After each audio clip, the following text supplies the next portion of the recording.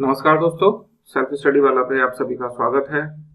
हम कर रहे हैं प्रीलिम्स का क्रैश कोर्स और पॉलिटी में पार्ट 5 ये हम पढ़ रहे हैं। इसमें टॉपिक पढ़ रहे हैं प्रेसिडेंट।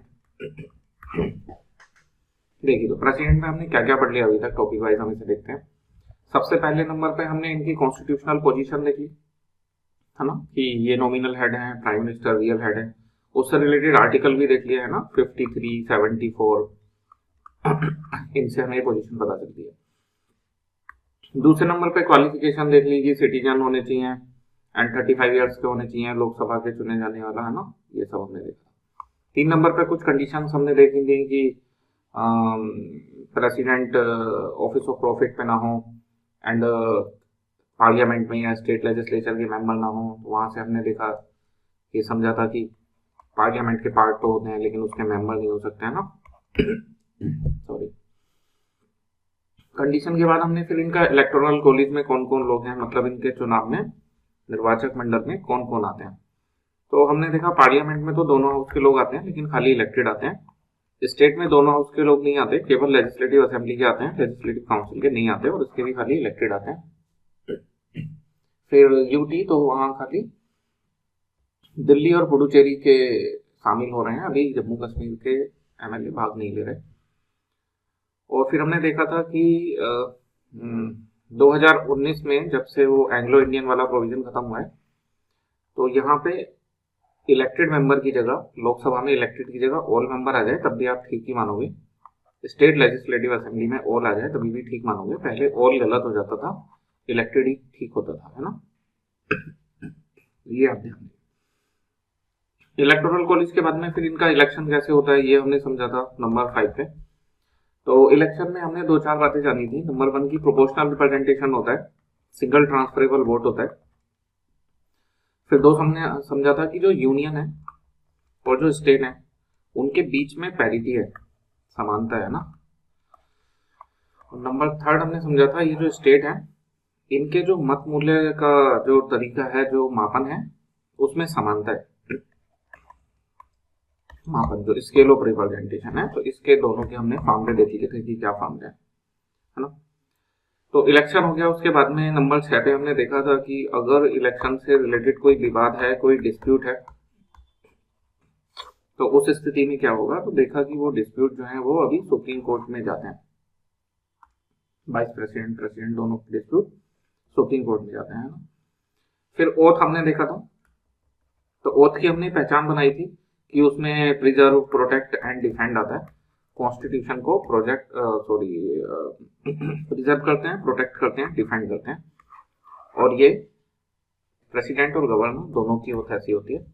ये हमने कीवर्ड पहचान लिया। ओथ पे कभी भी क्वेश्चन आएगा तो ये शब्द आपको वहां पे मिलेंगे, संरक्षण, प्रतिरक्षण, इस तरह के शब्द, है ना।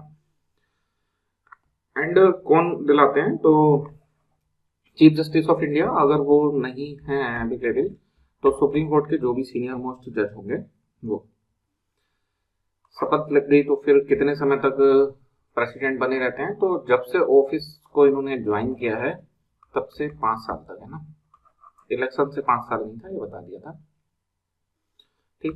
5 साल से कम या ज्यादा टेन्योर किन किन केस में हो सकता है ये भी हमने देख लिया था। मल्टीपल टाइम कोई हमारे यहाँ प्रेसिडेंट चुना जा सकता है।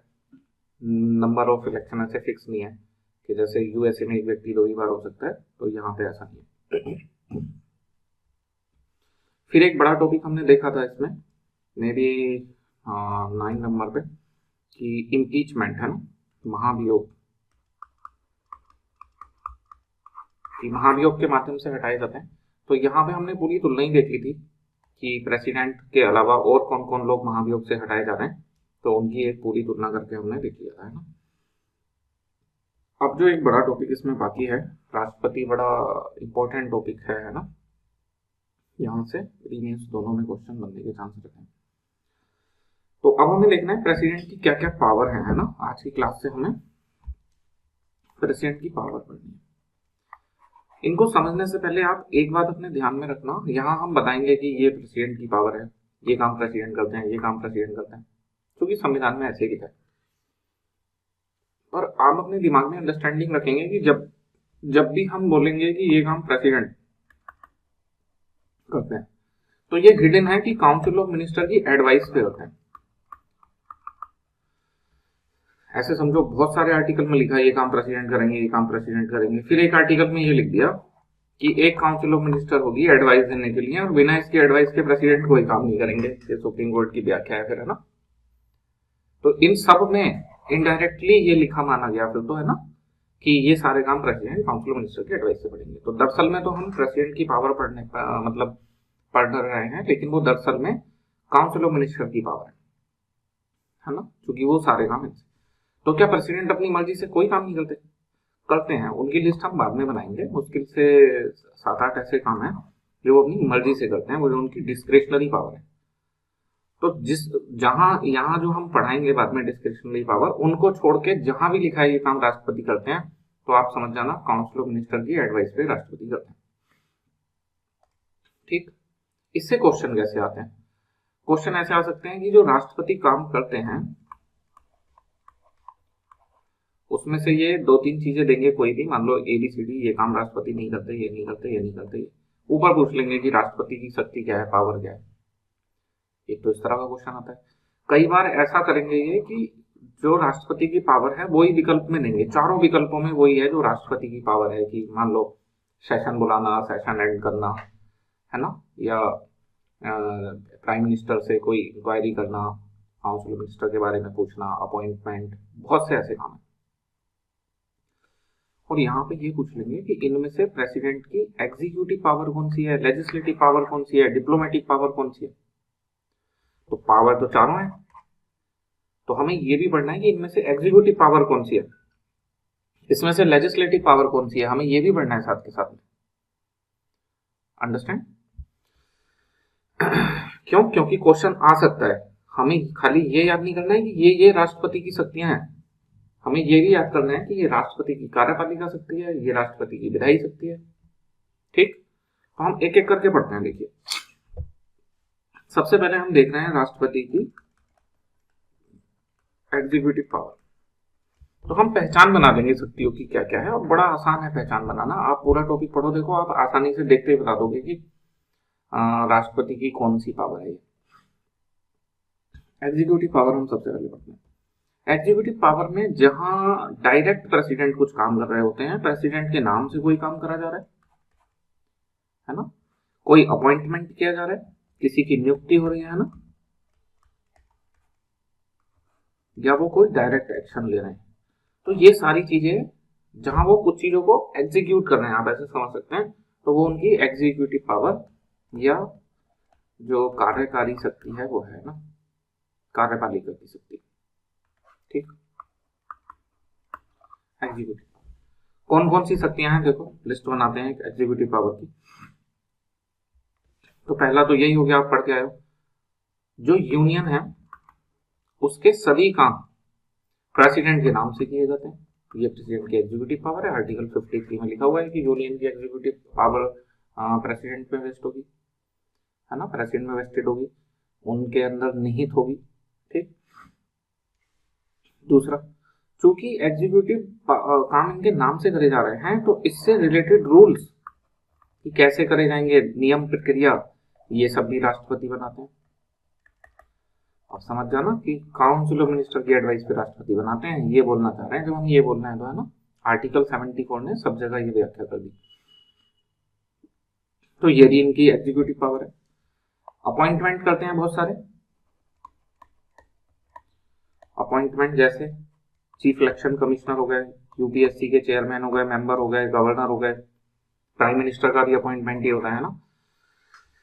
तो ये सब भी, और अदर मिनिस्टर, तो ये सब भी कैसी पावर है इनकी, एग्जीक्यूटिव पावर, अपॉइंटमेंट करना, है ना।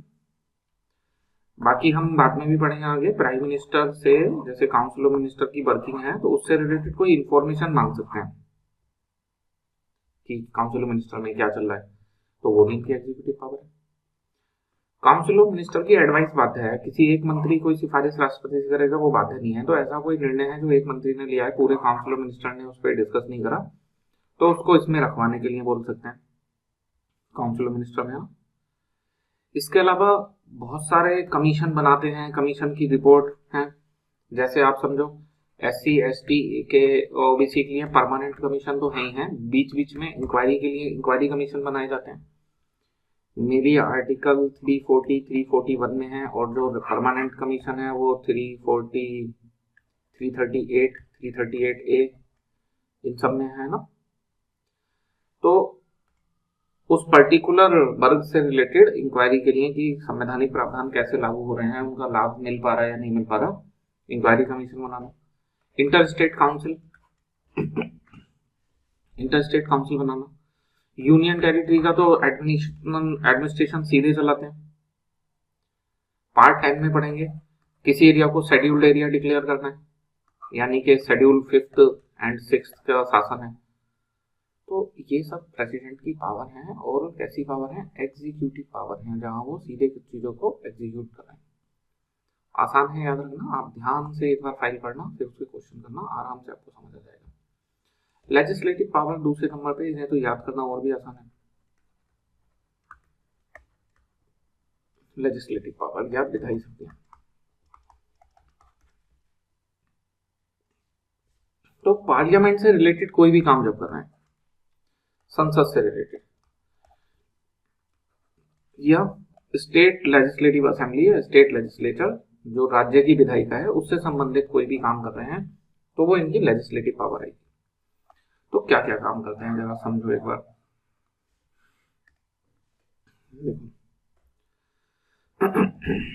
कुछ चीजें अपने हमें इसके लिए समझनी पड़ेंगी, इनका अंतर आपको पता होना चाहिए। सम्मन, प्रोरोगेशन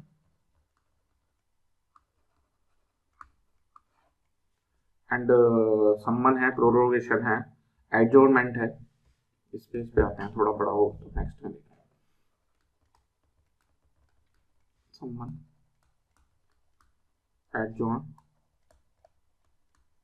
एडजोर्न सिने डाई, एडजोर्न सिने डाई है। इसके बाद में प्रोरोगेशन है,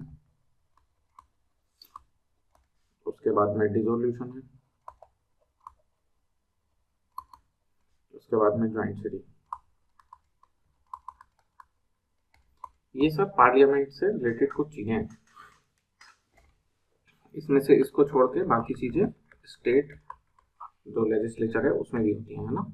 ज्वाइंट सिटिंग वहां पे नहीं होती, इसको छोड़ के बाकी चीजें होती हैं, है ना। तो इनके मीनिंग समझते हैं, फिर कौन करता है ये समझ में आएगा। जैसे हमने देखा हमारे पार्लियामेंट की बीच बीच में मीटिंग होती है कि 1 महीने मीटिंग चल रही है, उसमें कुछ बैठकें हैं, फिर गैप है, फिर 1 महीने मीटिंग, फिर गैप है, ऐसे करके पूरे साल में 3 मीटिंग होती है ना। विंटर सेशन होता है, समर सेशन होता है, बजट सेशन होता है, 3 सेशन टोटल होते हैं। इन सेशन की पूरी जानकारी आपको फाइल में मिल जाएगी, कब कौन सा सेशन हो रहा है। फिर जब हम पढ़ेंगे पार्लियामेंट, तब वहां पे आपको ये सब मिलेगा। तो सेशन में कब से मीटिंग होगी ये कोई तो डिसाइड करता होगा, और फिर इतने 543 जो एमएलए हैं वो लोकसभा में 543, फिर राज्यसभा में 245, इन सबको निमंत्रण देके बुलाया जाता होगा कि मीटिंग शुरू होने वाली है, इनको इन्फॉर्मेशन देनी पड़ती होगी ना। तो ये सब करना सम्मनिंग या सम्मन कहलाता है, कि हमने लोकसभा को सम्मन कर दिया, राज्यसभा को, है ना। ठीक, तो ये क्या हुआ एक्चुअल में, सत्र आहूत करना। तो आपको क्या लग रहा है, सत्र कौन आहूत करता होगा, प्रेसिडेंट करते हैं ना, राष्ट्रपति। टी बना दे रहे हैं सोच में भी हम, प्रेसिडेंट सत्र को आहूत करते हैं, चाहे वो लोकसभा का हो चाहे राज्यसभा का हो।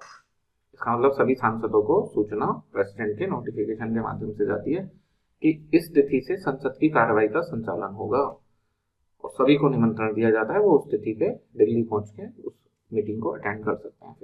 फिर वो 1-1.5 महीने तक मीटिंग चलेगी। बजट सत्र सबसे बड़ा सत्र होता है, लंबे समय तक चलता है ना।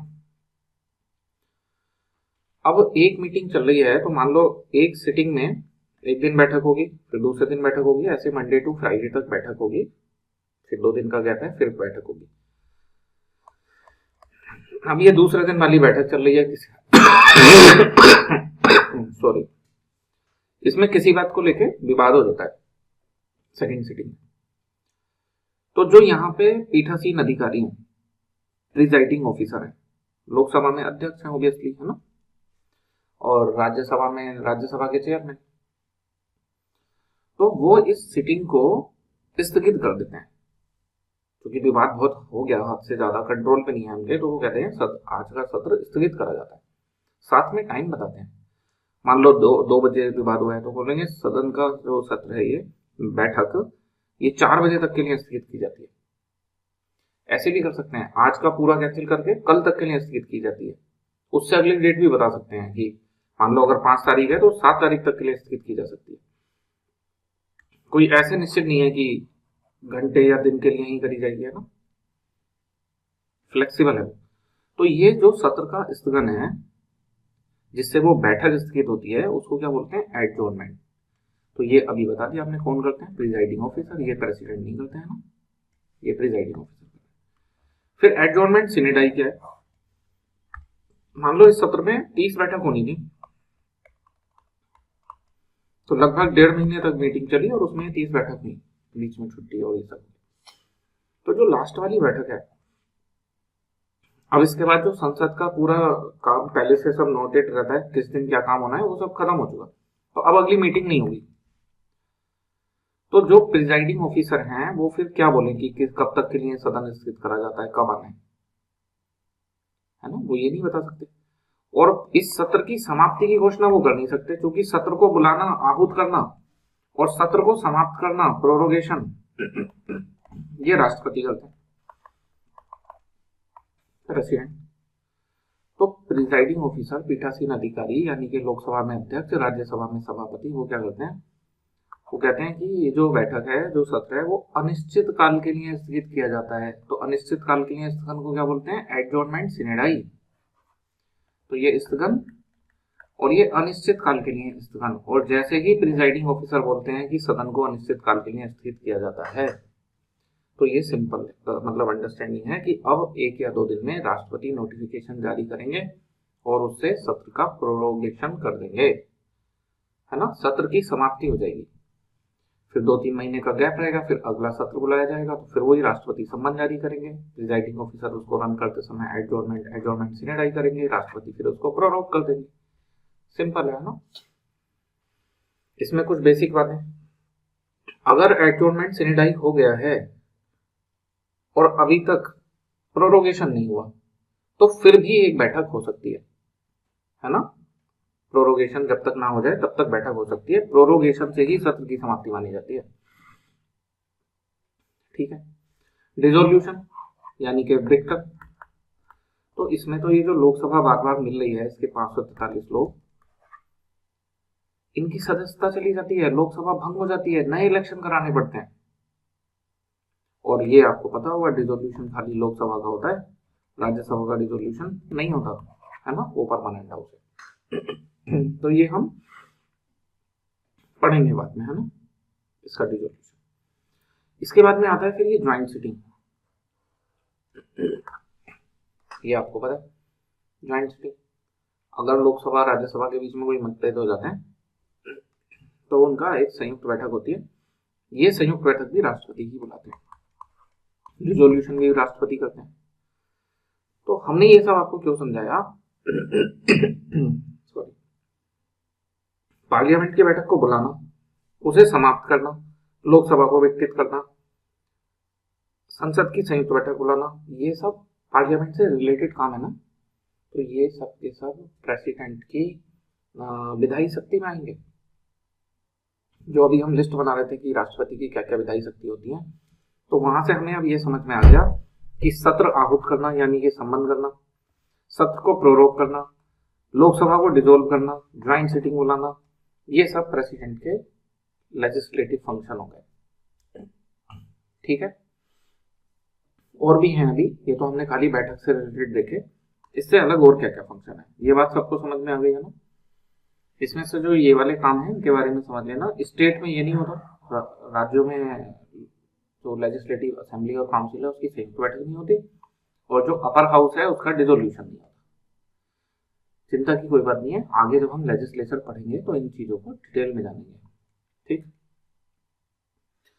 इसके बाद में हमने बताया जो भी काम वो पार्लियामेंट के रेस्पेक्ट में कर रहे हैं वो सब लेजिस्लेटिव वर्क है। तो और क्या काम करते हैं, साल का जो पहली मीटिंग होती है उसमें वो एक जो जो ज्वाइंटली संबोधित करते हैं लोकसभा और राज्यसभा को, लेकिन इसको ज्वाइंट सिटिंग नहीं बोलते, ये ध्यान रखना है ना। 108 में जो ज्वाइंट सिटिंग है वो नहीं बोलते इसको, संयुक्त रूप से उसको संबोधित किया जाता है।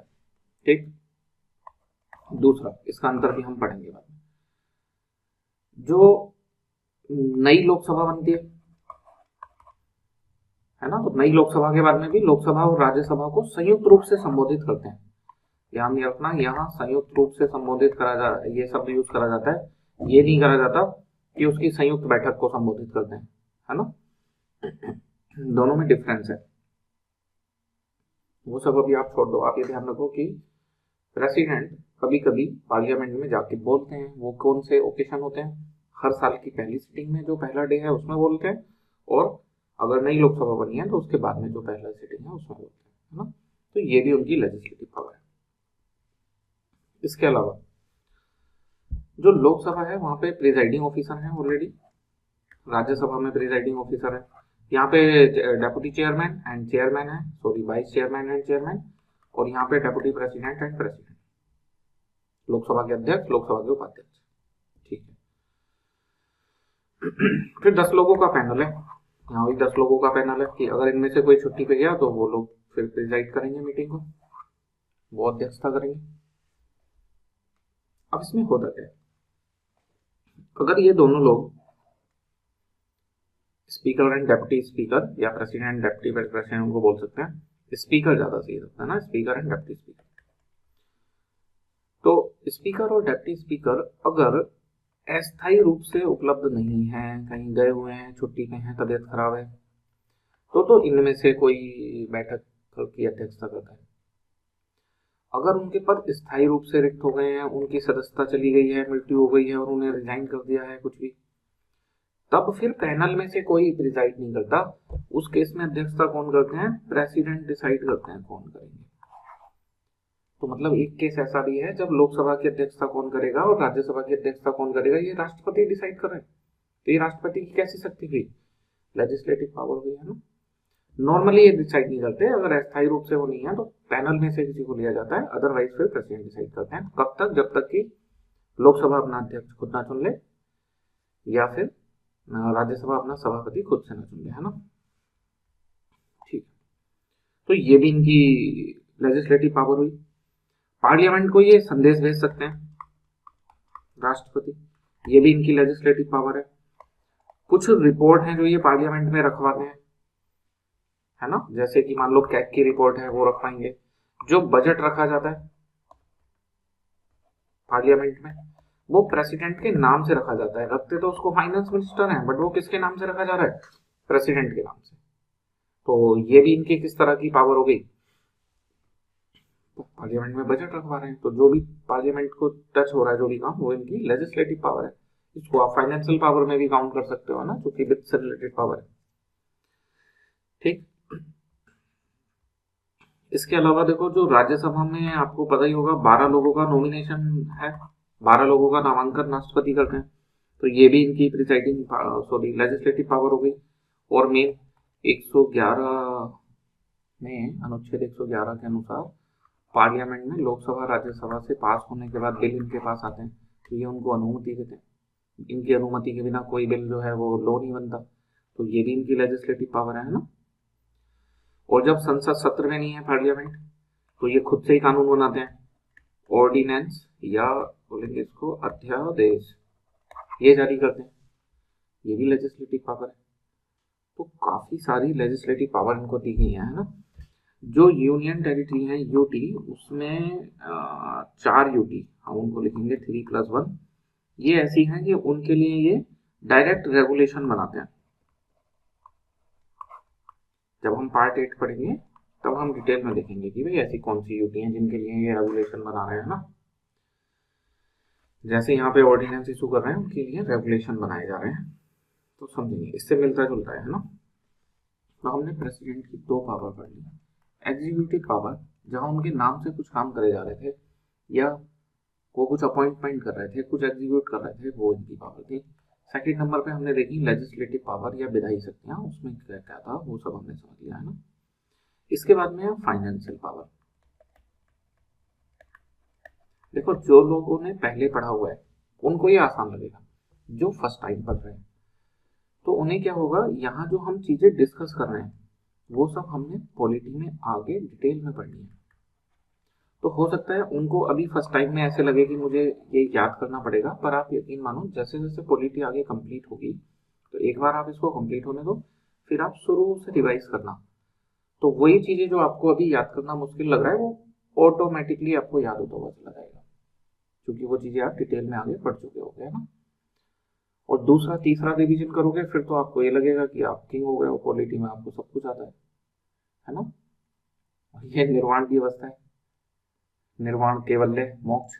जब आपको कॉन्फिडेंस आ जाए कि मुझे पॉलिटी बहुत अच्छी आती है, तो मतलब फिर ये कॉन्फिडेंस आना बहुत जरूरी है, क्योंकि इसी से आप क्वेश्चन पेपर में दिमाग लगाते हो या इस स्थिति में आ पाते हो कि आप क्वेश्चन में दिमाग लगा पाओ।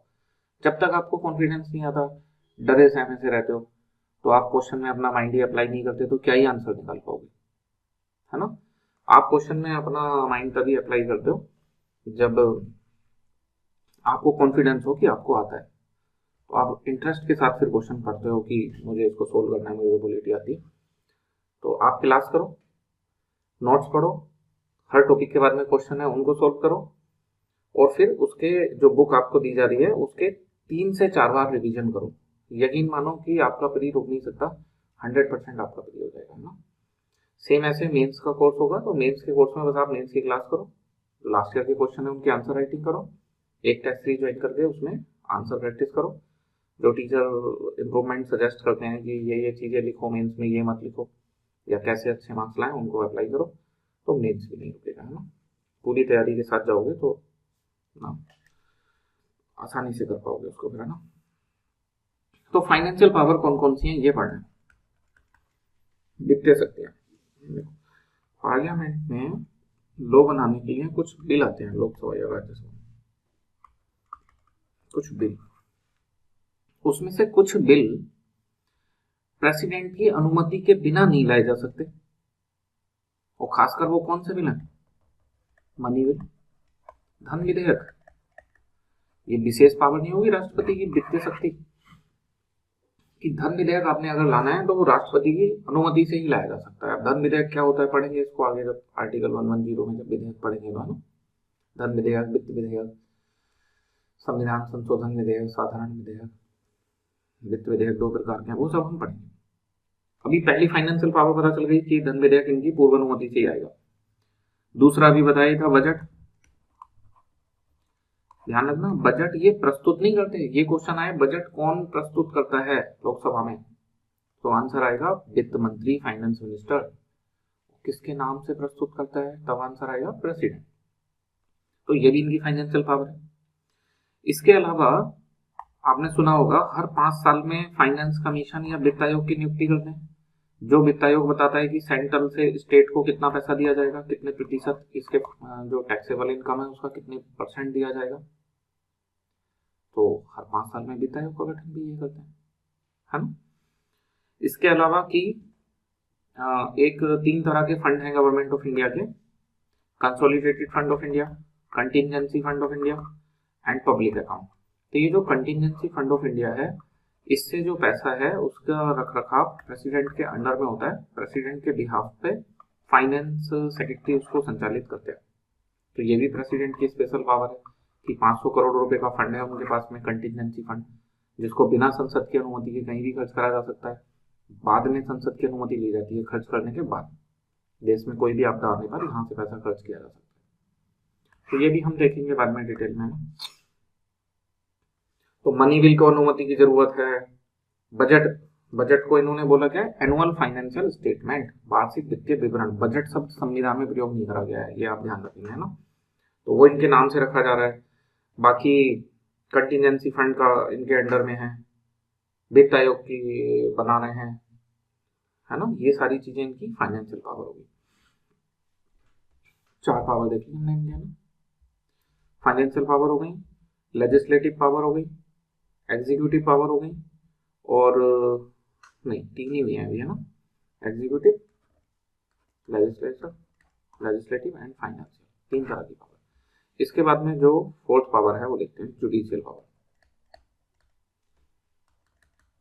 तो जुडिशियल पावर जुडिशरी से रिलेटेड जो भी काम करते हैं, 124 में सुप्रीम कोर्ट में जजों की नियुक्ति करते हैं, और है 214 में, हाँ 214 बनेगा, इसमें हाई कोर्ट में जजों की नियुक्ति करते हैं।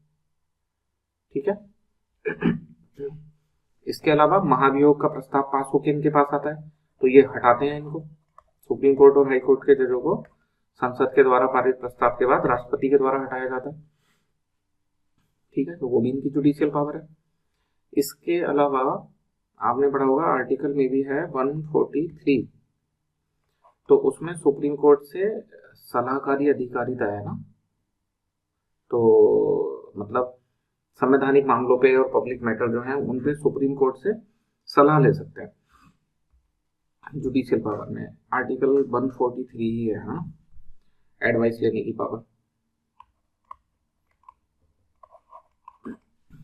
ठीक, और कुछ याद आ रहा है आपको अपॉइंटमेंट के अलावा और इनको हटाने के अलावा? एक और पावर है ना, आर्टिकल 72 में है में भी पार्डनिंग पावर, क्षमा दान की शक्ति है ना। तो कोई सुप्रीम कोर्ट हाई कोर्ट से सजा पाया व्यक्ति है, उसको क्षमा करना, सुप्रीम कोर्ट में जजों की नियुक्तियां करना, हाई कोर्ट में नियुक्ति करना, उनके ट्रांसफर करना, उनको उनके पद से हटाना।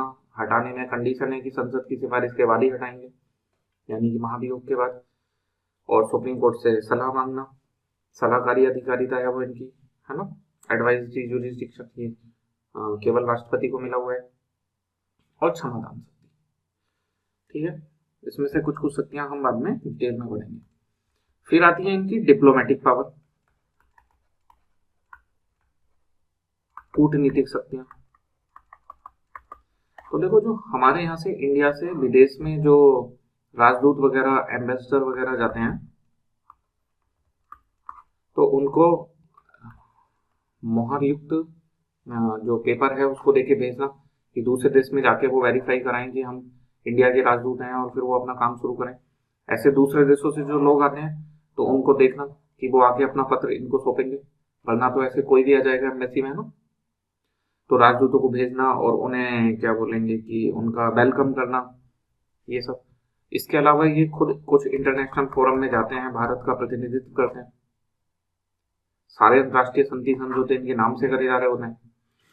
ठीक, तो ये जो विदेश से रिलेटेड जो भी पावर है ना, कि राजदूत को भेजना, रिसीव करना, इंटरनेशनल फोरम पे भारत को रिप्रेजेंट करना, संधि समझौते इनके नाम से करे जा रहे हैं, ये सब इनकी कैसी पावर हो गई? ये सब इनकी कूटनीतिक पावर है। ठीक, फिर मिलिट्री पावर है, तो आपने पता ही होगा, नंबर 6 पे आई मिलिट्री पावर, कि ये सुप्रीम कमांडर है ना, सुप्रीम कमांडर तीनों के, थल सेना, जल सेना, वायु सेना, तीनों के सुप्रीम कमांडर है। और सुप्रीम कमांडर होने के नाते किसी भी देश के साथ युद्ध की घोषणा ये करते हैं, युद्ध की समाप्ति की घोषणा ये करते हैं। ये सब की सब इनकी मिलिट्री पावर है ना। और चूंकि ये सुप्रीम कमांडर हैं, तो जो भी यहाँ पे जल सेना, वायु सेना, थल सेना, इसमें जो नियुक्तियां हो रही हैं आर्मी, मिलिट्री, नेवी में, तो उनका जो चीफ है उसके, है ना, जनरल या एडमिरल, अलग अलग नाम से उन्हें बोला जाता है, तो उन सबके अपॉइंटमेंट या नियुक्ति भी कर रहा है। अब चूंकि ये नियुक्ति है तो ये दोनों शक्ति में आएगा, मिलिट्री में भी आएगा, क्योंकि मिलिट्री की नियुक्तियां कर रहे हैं, और नियुक्तियां हैं तो वहां पे एग्जीक्यूटिव पावर में भी आएगा, थोड़ी देर पहले हमने पढ़ा था ना। ये इनकी सैन्य शक्तियां हैं राष्ट्रपति की। फिर है इनमें इमरजेंसी पावर, आपातकालीन शक्तियां। देखो तो इसमें क्या क्या है, 352, 356 एंड 360, 3 तरह के आपात की घोषणा करते हैं। यहाँ राष्ट्रीय आपात की घोषणा करते हैं, यहाँ पे राष्ट्रपति शासन शब्द यूज करा गया है, राष्ट्रपति शासन। अगर वैसे आपात के हिसाब से देखें तो उसको बोला जाता है संवैधानिक आपातकाल, क्योंकि संविधान के फेल होने पे ही इसको लागू करा जाता है ना। 360 में वित्तीय आपातकाल, यानी कि फाइनेंशियल इमरजेंसी। ठीक, इसकी घोषणा क्या स्वयं कर देते हैं? नहीं, इसकी घोषणा करते हैं कैबिनेट की लिखित सिफारिश पर। डिटेल में पढ़ेंगे बाद में, अभी हल्का हल्का जान लो। ये तो एक्चुअल में हम पार्ट किसकी बात कर रहे हैं, 18 की बात कर रहे हैं ना, तो जब भाग 18 पढ़ेंगे तब पढ़ेंगे। 356 में गवर्नर की सिफारिश पर, लेकिन ध्यान रखना गवर्नर की सिफारिश अनिवार्य नहीं है, बिना गवर्नर की सिफारिश के भी राष्ट्रपति शासन लगा सकते हैं। ठीक। 360 में वित्तीय आपातकाल की घोषणा करते हैं। इसके अलावा है कोई और इमरजेंसी पावर, तो हाँ है, आर्टिकल 358 में है, 359 में। 58 में तो इनके पास नहीं है, वो तो ऑटोमेटिक होती है, 359 वाली है। अगर कहीं पे राष्ट्रीय आपातकाल है तो कौन कौन से फंडामेंटल राइट अनुच्छेद 19, 20, 21 को छोड़कर निलंबित होंगे, वो राष्ट्रपति एक घोषणा के माध्यम से बताते हैं। तो ये भी राष्ट्रपति की पावर है, 359 है ना, तो इसको भी याद रखेंगे आप, ये इमरजेंसी पावर में 359। तो ये राष्ट्रपति की आपातकालीन शक्तियां होंगी। ठीक, ओके। अब इसके बाद में कुछ शक्तियां हम डिटेल में पढ़ेंगे, जो हमने अंदर ये शक्तियां पढ़ी हैं, जैसे उसमें ऑर्डिनेंस मेकिंग एक शक्ति आई है ना, वीटो पावर है, पार्डनिंग पावर है, समाधान की शक्ति, इनसे क्वेश्चन आ जाते हैं, तो इनको हमें डिटेल में देखना है। तो अब हम ये सीक्वेंस वाइज ना देख के, वो हमारा कंप्लीट हो गया, डिटेल में कुछ शक्तियां पढ़ने वाले हैं। तो उसमें पहली शक्ति है वीटो शक्ति। प्रेसिडेंट के पास कौन कौन सा वीटो है, उसमें कौन सा वीटो डिस्क्रिशनरी है, कौन सा वीटो जो है वो काउंसिल ऑफ मिनिस्टर की एडवाइस से करते हैं, ये सब हमें पढ़ना है। तो देखो वीटो जनरल क्या होता है, किसी डिसीजन को रोकने की शक्ति, कि सबने ये डिसीजन ले लिया यस, लेकिन आपने नो बोल दिया तो वो डिसीजन लागू नहीं होगा। इट मीन्स आपके पास वीटो शक्ति है, आप वीटो कर सकते हो डिसीजन को, है ना, पलट सकते हो, रोक सकते हो। समझ गया ना, बहुमत के निर्णय को रोक देने की शक्ति वीटो शक्ति है। ज्यादातर केस में डेमोक्रेटिक कंट्रीज को पसंद नहीं करते, क्योंकि डेमोक्रेसी तो ऐसे चाहिए ना कि अगर बहुमत ने, मेजोरिटी ने डिसीजन लिया है तो फिर उसको कोई ना रोके।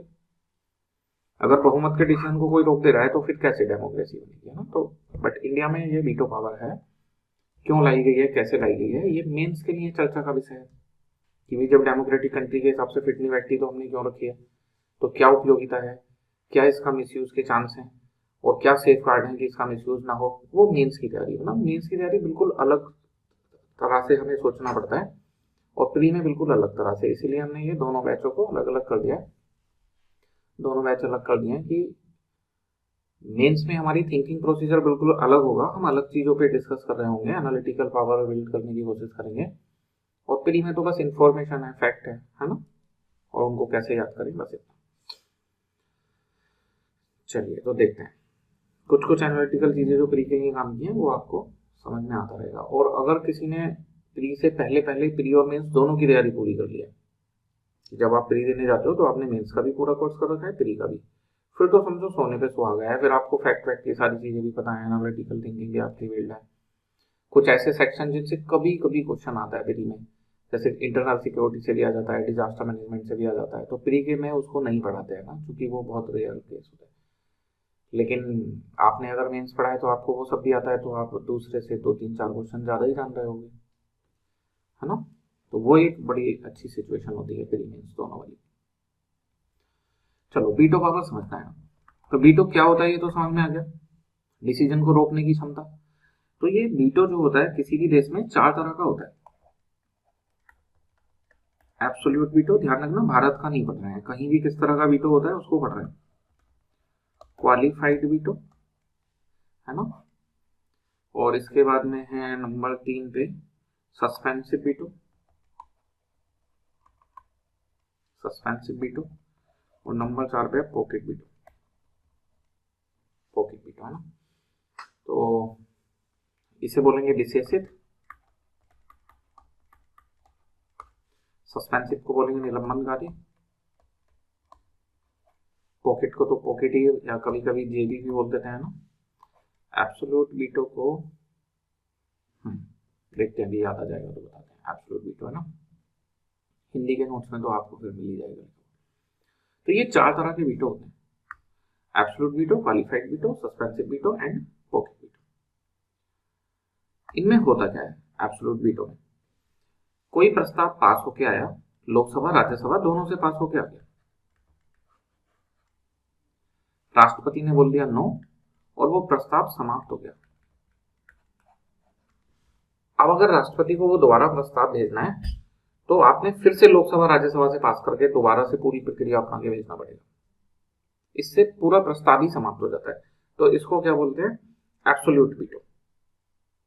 ठीक है, ओके। दूसरा है इसमें क्वालिफाइड वीटो। पहले सस्पेंसिव वीटो समझो। इसमें राष्ट्रपति ने नो नहीं बोला, रिटर्न कर दिया कि इस पे सदन दोबारा चर्चा करे,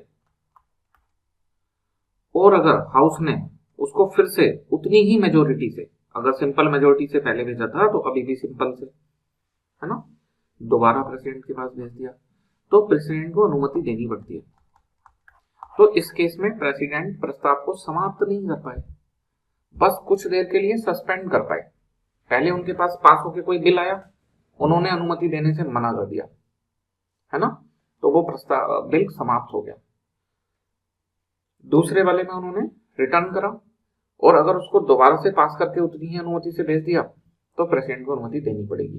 तो उन्होंने खाली सस्पेंड ही तो करा, तो सस्पेंसिव वीटो। विशेषित वीटो क्या है?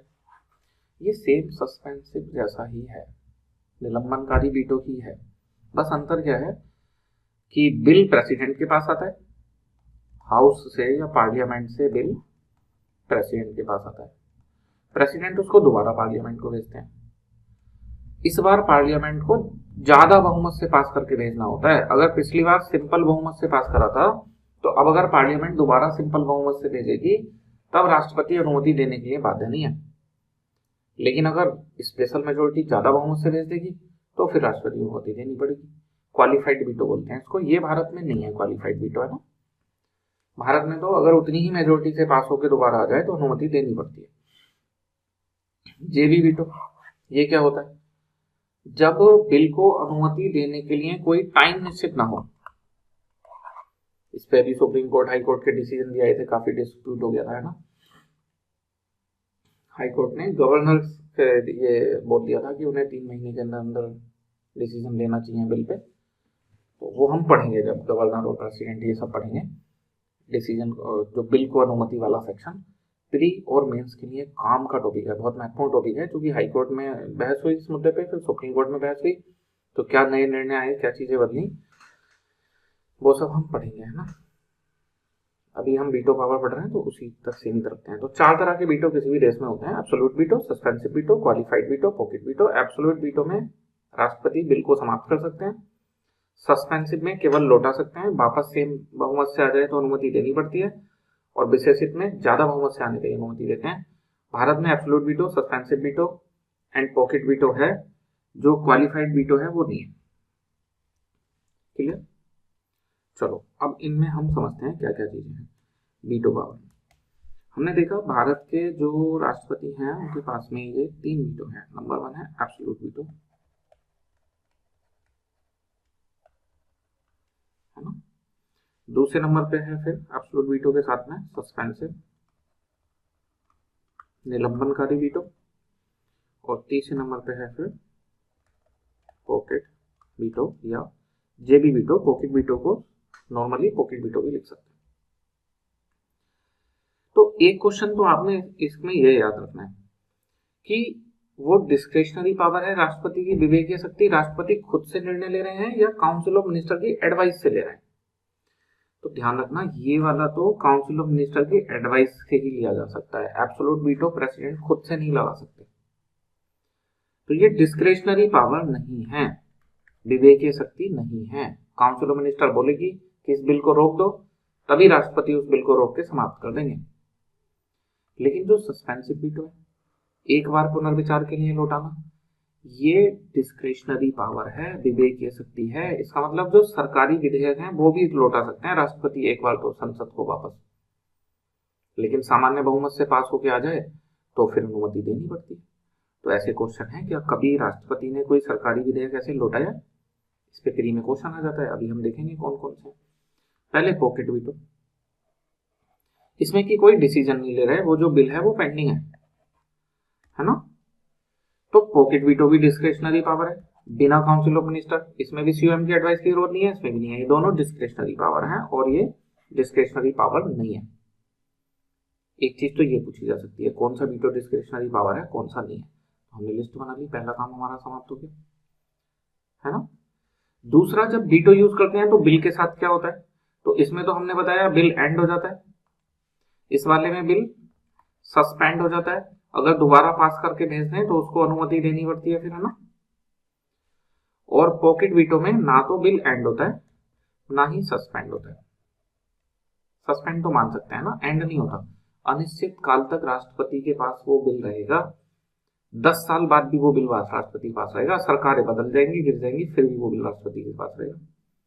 हो सकता है 15 साल बाद कोई ऐसी काउंसिल ऑफ मिनिस्टर आए, है ना, कि फिर या कोई राष्ट्रपति जो उसको अनुमति दे दे, या तो काउंसिल ऑफ मिनिस्टर राष्ट्रपति को एडवाइस दे एब्सोल्यूट वीटो की, तो वो बिल समाप्त हो जाएगा। फिर 6 साल से ये बिल पड़ा है इनके पास में, फिर काउंसिल ऑफ मिनिस्टर ने एब्सोल्यूट वीटो एडवाइस करा तो उनको वो खत्म करना पड़ेगा, है ना। ठीक, तो absolute veto, suspensive veto, pocket veto, 3 तरह की वीटो हैं। कौन कौन सी डिस्क्रिशनरी पावर है ये हमने देख लिया। ये जो एब्सोल्यूट वीटो है जिसमें बिल समाप्त हो जाता है, तो इसका एग्जाम्पल है पेप्सू एप्रोप्रिएशन बिल।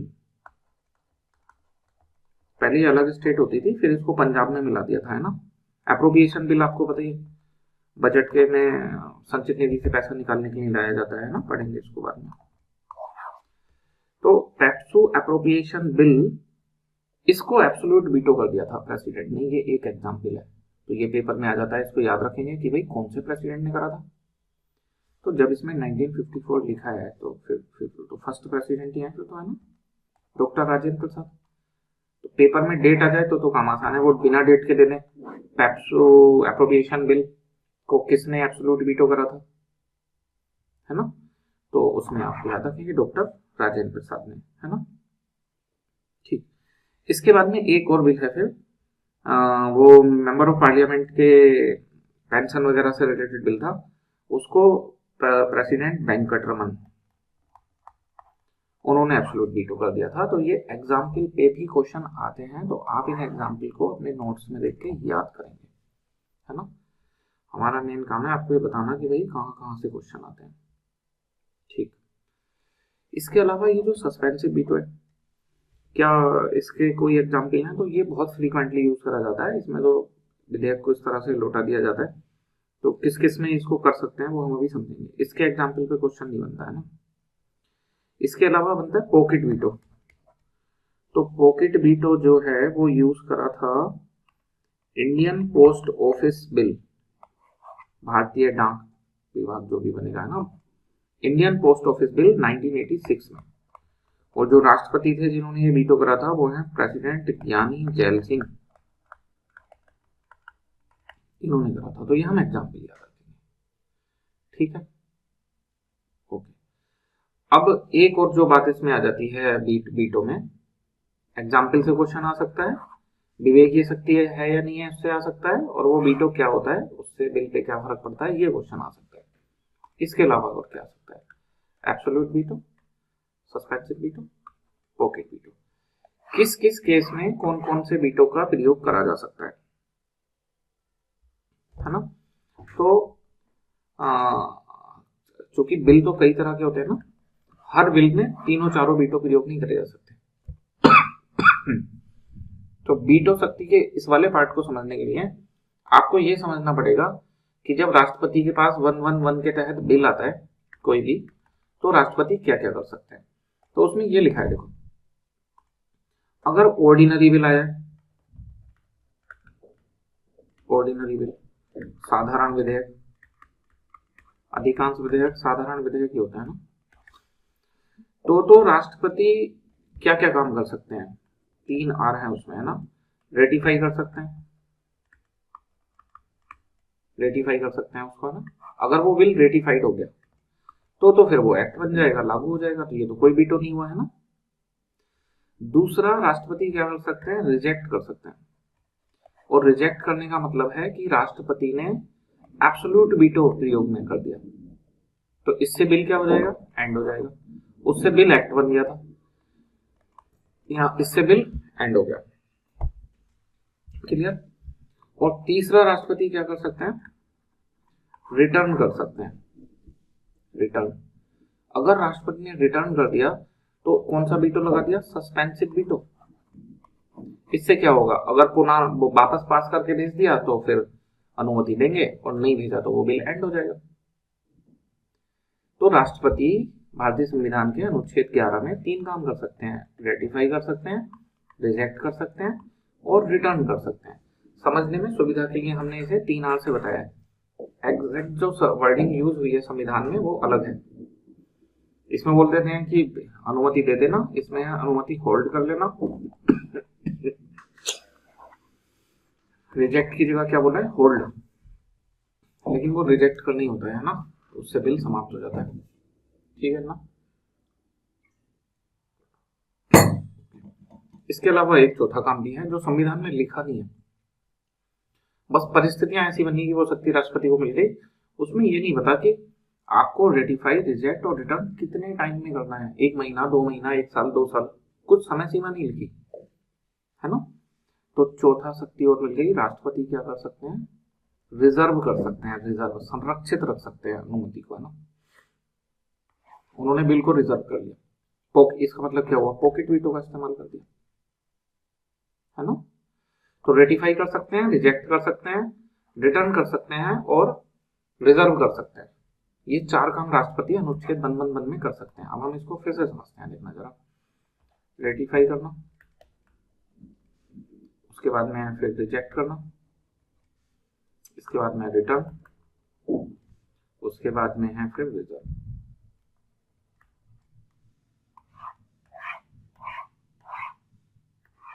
किसके पहले है ऑर्डिनरी बिल, साधारण विधेयक, उसमें राष्ट्रपति ये भी कर सकते हैं, ये भी कर सकते हैं, ये भी कर सकते हैं, ये भी कर सकते हैं, सारे काम कर सकते हैं ना। लेकिन अगर वो ऑर्डिनरी बिल ना हो के मनी बिल है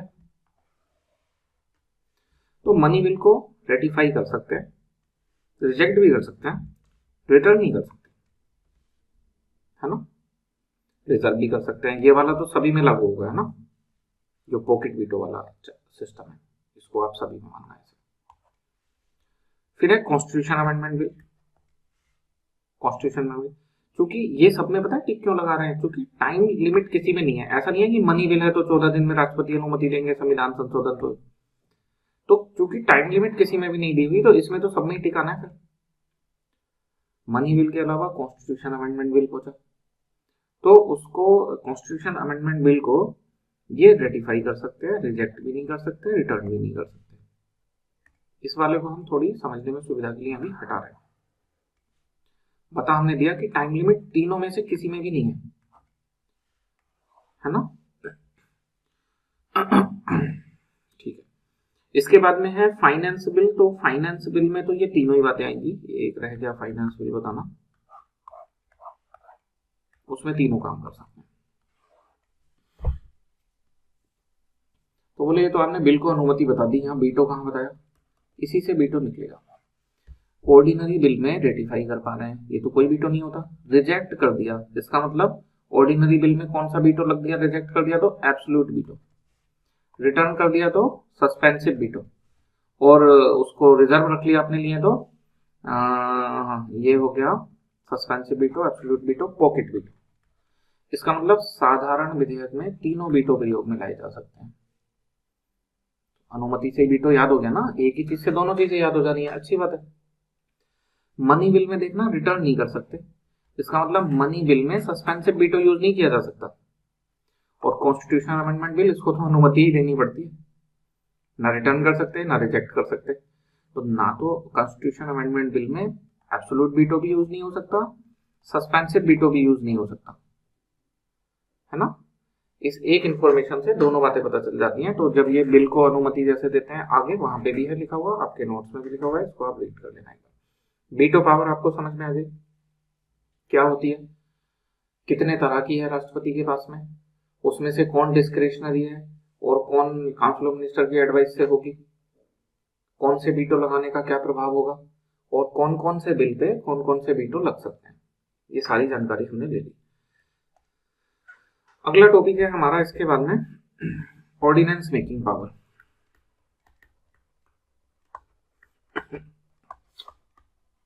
राष्ट्रपति की अध्यादेश जारी करने की शक्ति।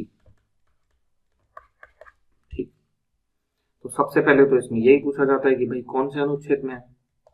आर्टिकल 123 में दी हुई है कि अगर कोई इमरजेंसी है, कोई अर्जेंट मैटर है और पार्लियामेंट सेशन में नहीं है, पार्लियामेंट तो बीच बीच में 2-2 3-3 महीने के लिए नहीं मिलती, और कोई अर्जेंट मैटर है, कानून की जरूरत है, तो राष्ट्रपति उस पर कानून बना सकते हैं। उस कानून को फिर लॉ ना बोल के ऑर्डिनेंस बोलते हैं, है ना। तो ऑर्डिनेंस की क्या पावर होगी, क्या लिमिटेशंस होंगी, ये सब चीजें बताई गई हैं।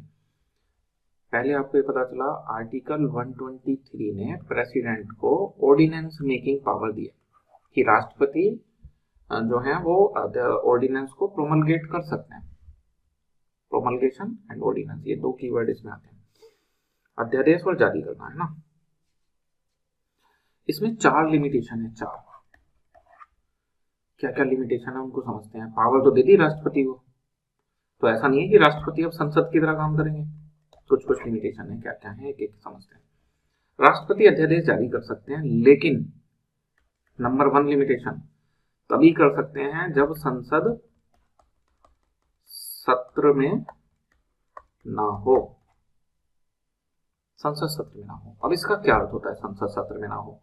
संसद में लोकसभा है और राज्यसभा है।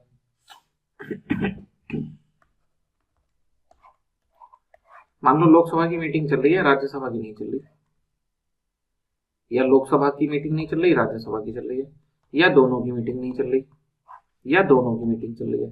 तो जब दोनों की मीटिंग चल रही होती है तभी बोलते हैं कि संसद सत्र में है। इन तीनों केस को क्या माना जाता है, संसद सत्र में नहीं है। तो ऑर्डिनेंस इन तीनों परिस्थितियों में जारी करा जा सकता है। एक बात आप ये समझेंगे, इस चौथी परिस्थिति में जब दोनों की बैठक चल रही है तब अध्यादेश जारी नहीं करा जा सकता, है ना। और इसी से ये लाइन यूज की गई है। इससे एक और अर्थ निकलता है कि राष्ट्रपति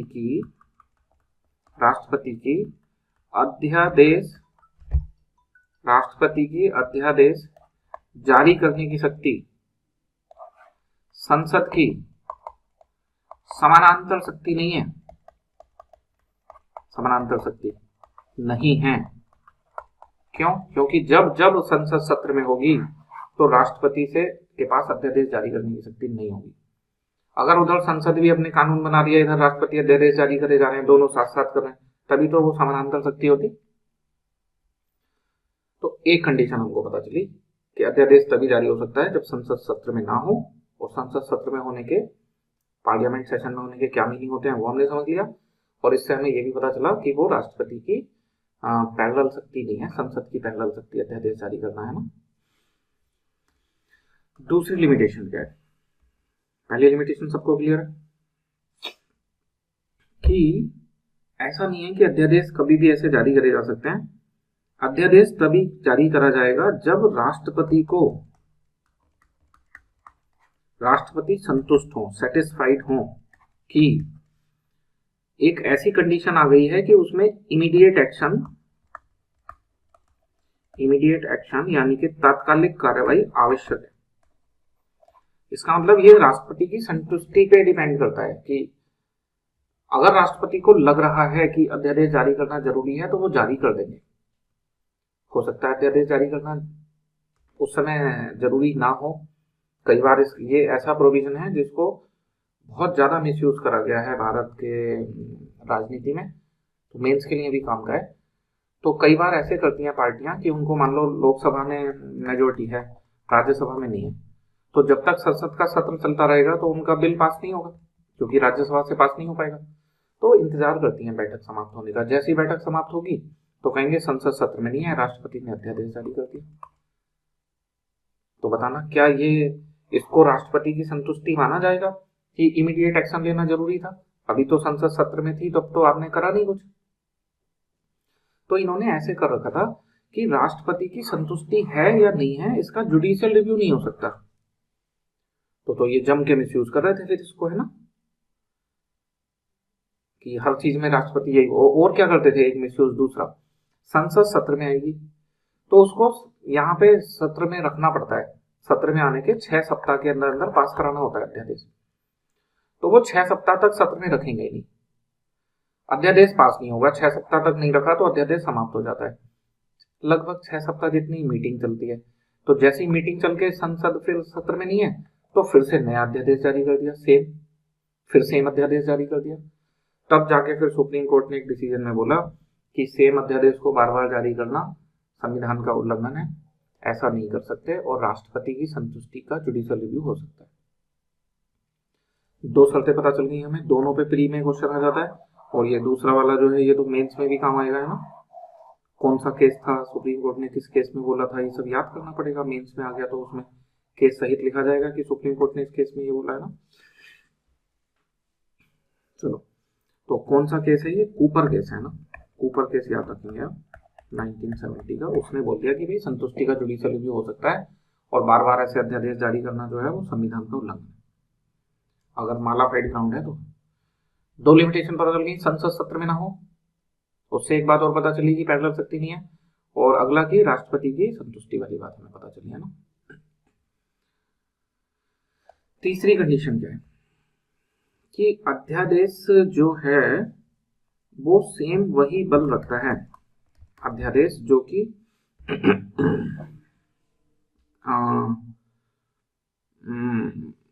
कि संसद के द्वारा पारित कानून का होता है।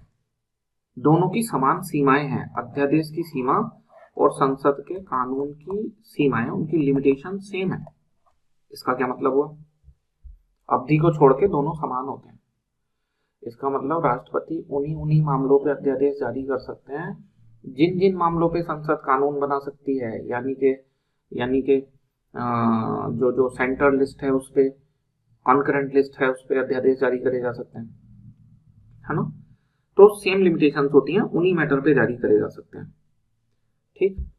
दूसरा, कॉन्स्टिट्यूशनल लिमिट भी सेम है, जैसे संसद के कानून फंडामेंटल राइट का उल्लंघन नहीं कर सकते, है ना। संविधान संशोधन को छोड़ के संसद का कोई भी कानून फंडामेंटल राइट का उल्लंघन नहीं कर सकता। सेम ऐसे ही राष्ट्रपति का अध्यादेश भी उल्लंघन नहीं कर सकता। बस इन दोनों में अंतर क्या है, अवधि का अंतर है। कानून स्थायी होते हैं, एक बार कानून बन गया तो वो अनंत काल तक लागू रहेगा, जब तक संसद पुनः उस कानून को संसद में रखे और उसको डिलीट ना कर दे, तब तक वो लागू रहता है, उसको समाप्त ना कर दे। तो पता है, इस वजह से अंग्रेजों के समय के कानून भी अभी लागू हैं, क्योंकि उनको किसी ने समाप्त नहीं करा। जो कानून बन गया वो परमानेंट होते हैं। अध्यादेश परमानेंट नहीं होता, ये तब तक ही चलेगा जब तक संसद सत्र में ना आए। जैसे ही संसद सत्र में आती है, लोकसभा राज्यसभा की मीटिंग शुरू होती है, तो इसको उसमें रखा जाता है। अगर उन्होंने पास कर दिया तो ये परमानेंट हो जाएगा। फिर जब तक ये 100, 200, 500, 1000 साल तक भी लागू रहेगा, जब तक संसद इसे फिर से समाप्त ना करे, है ना। तो इस वजह से फिर बहुत से ऐसे कानून भी भारत में लागू हैं जिनकी जरूरत नहीं है, ठीक। और 6 सप्ताह के अंदर अंदर अनुमति लेनी जरूरी होती है। सत्र में आते ही 6 सप्ताह के भीतर अनुमति लेनी जरूरी है ना। तो ये वाली जो बात लिखी है 6 सप्ताह वाली, ये चौथी लिमिट है। पहली लिमिटेशन, संसद सत्र में होगी तो अध्यादेश जारी नहीं होगा। दूसरा, अगर राष्ट्रपति को ऐसी संतुष्टि हो जाएगी कि इमीडिएट एक्शन लेना जरूरी है, तभी अध्यादेश जारी होगा। और इसमें हमने बताया, कूपर केस ने बोला कि भाई ये इमीडिएट एक्शन जो है इसका जुडिशियल रिव्यू हो सकता है, सेटिस्फेक्शन का जुडिशियल रिव्यू हो सकता है मालाफाइड ग्राउंड पे। और तीसरा कि अध्यादेश और कानून समान होते हैं, बस अवधि को छोड़ के। उनकी सीमाएं भी समान होती हैं, शक्तियां भी समान होती हैं, बस अवधि अलग होती है। अध्यादेश टेम्पररी होता है और वो परमानेंट होता है। और नंबर 4, जैसे ही संसद सत्र में आएगी तो 6 सप्ताह, ध्यान रखना महीना नहीं है, सप्ताह, 6 सप्ताह के भीतर अनुमति लेना अनिवार्य है। अगर संसद के दोनों सदनों ने अनुमति नहीं दी तो वो अध्यादेश समाप्त माना जाता है। ओके, ये 4 लिमिटेशन है, हमने समझ ली। यहां से एक बात और समझ में आई, संविधान में लिखा है कि संसद की 2 बैठक के मध्य 6 माह से अधिक का गैप नहीं हो सकता।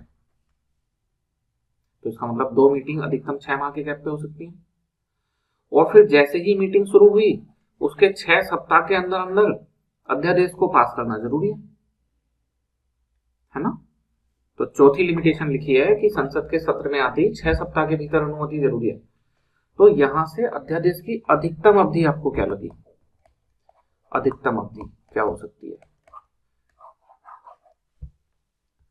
जैसे ही पहला सत्र समाप्त हुआ उसके पहले ही दिन अगर अध्यादेश जारी कर दिया हो तो 6 महीने तक तो अध्यादेश वैसे ही चालू रह सकता है, क्योंकि अधिकतम गैप 6 महीने का रह सकता है।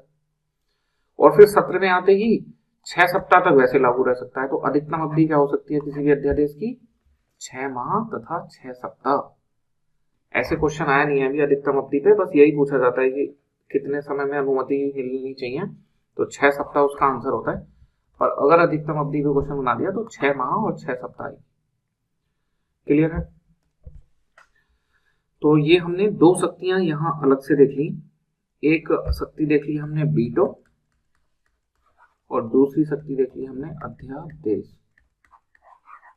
आपने क्या करना है, आप फाइल में इसको बड़े अच्छे से पढ़ना है, साथ के साथ में उसी टॉपिक के बाद में क्वेश्चन दे रखे हैं उनको करना है। आप यकीन मानो आपकी अंडरस्टैंडिंग ना केवल आपका टॉपिक क्लियर हो जाएगा, आपको ये भी अंडरस्टैंडिंग आ जाएगी कि इस टॉपिक से क्या महत्वपूर्ण चीजें हैं और पेपर में क्या पूछा जाता है।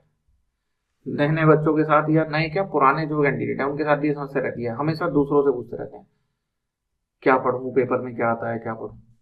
प्रीवियस ईयर के क्वेश्चन देख लो, सिलेबस देख लो, खुद पता चल जाएगा। तो हमने ये किताब इस तरह से डिजाइन करी है कि PYQ एंड सिलेबस दोनों चीजें उसमें हैं। तो ये किताब ना केवल आपको पढ़ा रही होती है बल्कि आपको ये समझ भी दे रही होती है कि पेपर के लिए क्या चीज काम की है, किस पे ज्यादा फोकस करना है, किस पे कम फोकस करना है।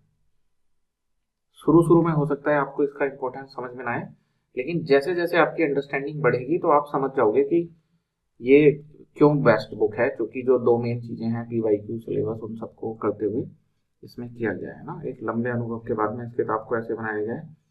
आप अगर इसको ध्यान से यूटिलाइज करोगे तो ये आपके लिए बहुत बहुत बहुत हेल्पफुल होने वाली है। ठीक, अगली पावर पढ़ते हैं प्रेसिडेंट की फिर, है ना, पार्डनिंग पावर। इसमें क्या क्या चीजें हैं देखो। ठीक है, इसको पूरा ही कर लेते हैं, है ना। राष्ट्रपति वाला टॉपिक आज पूरा ही कर लेते हैं, क्लास थोड़ी बड़ी हो जाएगी तो कोई इशू नहीं है ना। क्षमादान की शक्ति या पार्डनिंग पावर। पार्डनिंग पावर सबसे पहले तो वही कि भाई कौन से अनुच्छेद में दे रखी है, आर्टिकल 72 में। ठीक, ये जो है गवर्नर को भी मिली हुई है तो उनको भी आ जाता है कई बार। तो आर्टिकल में भी है उनका 161, है ना, 161 में इनकी तुलना करेंगे। ऐसे ऐसे जो अभी अध्यादेश की शक्ति पड़ी थी 123 में थी प्रेसिडेंट को, और 213 ये वाला दो बाहर को ले आओ बस। 213 में किसको होती है, गवर्नर, वो भी अध्यादेश जारी कर सकते हैं। वहां चूंकि उनकी पावर में बहुत डिफरेंस नहीं था तो हमने तुलना नहीं करी। क्षमादान की शक्तियों की हम तुलना करेंगे। तो राष्ट्रपति को अनुच्छेद 72 में, इनको 161 में है क्षमादान की शक्ति। इसमें है क्या क्षमादान की शक्ति और ये क्यों दी गई है? IAS के पेपर में ऐसे भी क्वेश्चन आ सकता है कि राष्ट्रपति को क्षमादान की शक्ति दी क्यों है। लोअर कोर्ट, फिर उसके बाद अपील हाई कोर्ट, फिर सुप्रीम कोर्ट, इतने मौके तो हमने दे दिए उस व्यक्ति को जिसको अपराधी माना गया है ना। एक और मौका क्यों दे रहे हैं? IAS में भी आ जाए, है ना, PCS में कम चांस है। तो दो वजह से दे रहे हैं कि अगर कोई जुडिशियल एरर हुई है तो वो करेक्ट हो पाए, और अगर वो जो जजमेंट है वो अनड्यूली हार्श है, ज्यादा हार्श पनिशमेंट दे दिया। जैसे अपने यहाँ सजा ऐसे नहीं होती कि मर्डर पे 7 साल की सजा, ऐसे होती है कि 7 से 10 साल की सजा, है ना, एक रेंज होती है। तो उसमें अधिकतम वाला दे दिया गया और उस अधिकतम की जरूरत नहीं थी, परिस्थितियां ऐसी थी कि कुछ कम हो सकता था। ऐसे तो आप ध्यान रखना, दो कारण हैं, एक कोई जुडिशियल एरर है उसको सोल्व करना, और दूसरा अगर कोई अनड्यूली हार्श पनिशमेंट है तो उस मैटर में। यूपीएससी के लिए ये दोनों शब्द आपके काम के हो सकते हैं। क्या शब्द है? Correcting any judicial error and unduly harsh punishment. ठीक, अब ये जो पार्डनिंग पावर है प्रेसिडेंट की, ये किन किन चीजों को पार्डन कर सकते हैं ये ध्यान रखना। किन किन मामलों में सजा माफ कर सकते हैं प्रेसिडेंट। साथ में हम गवर्नर का भी पढ़ ले रहे हैं ना, आर्टिकल 72 एंड गवर्नर आर्टिकल 161। अब इसको ध्यान से समझना आप। प्रेसिडेंट की जो पार्डनिंग पावर है उसमें लिखा हुआ है कि in case where the punishment और सेंटेंस, ठीक, कि जो यूनियन की एग्जीक्यूटिव पावर है वो लाई करती है, यूनियन की एग्जीक्यूटिव पावर। 1 मिनट के लिए समझ लो बस, है ना, बताते हैं। इसको चार्जिंग पे लगाना है, बस 1 मिनट, है ना।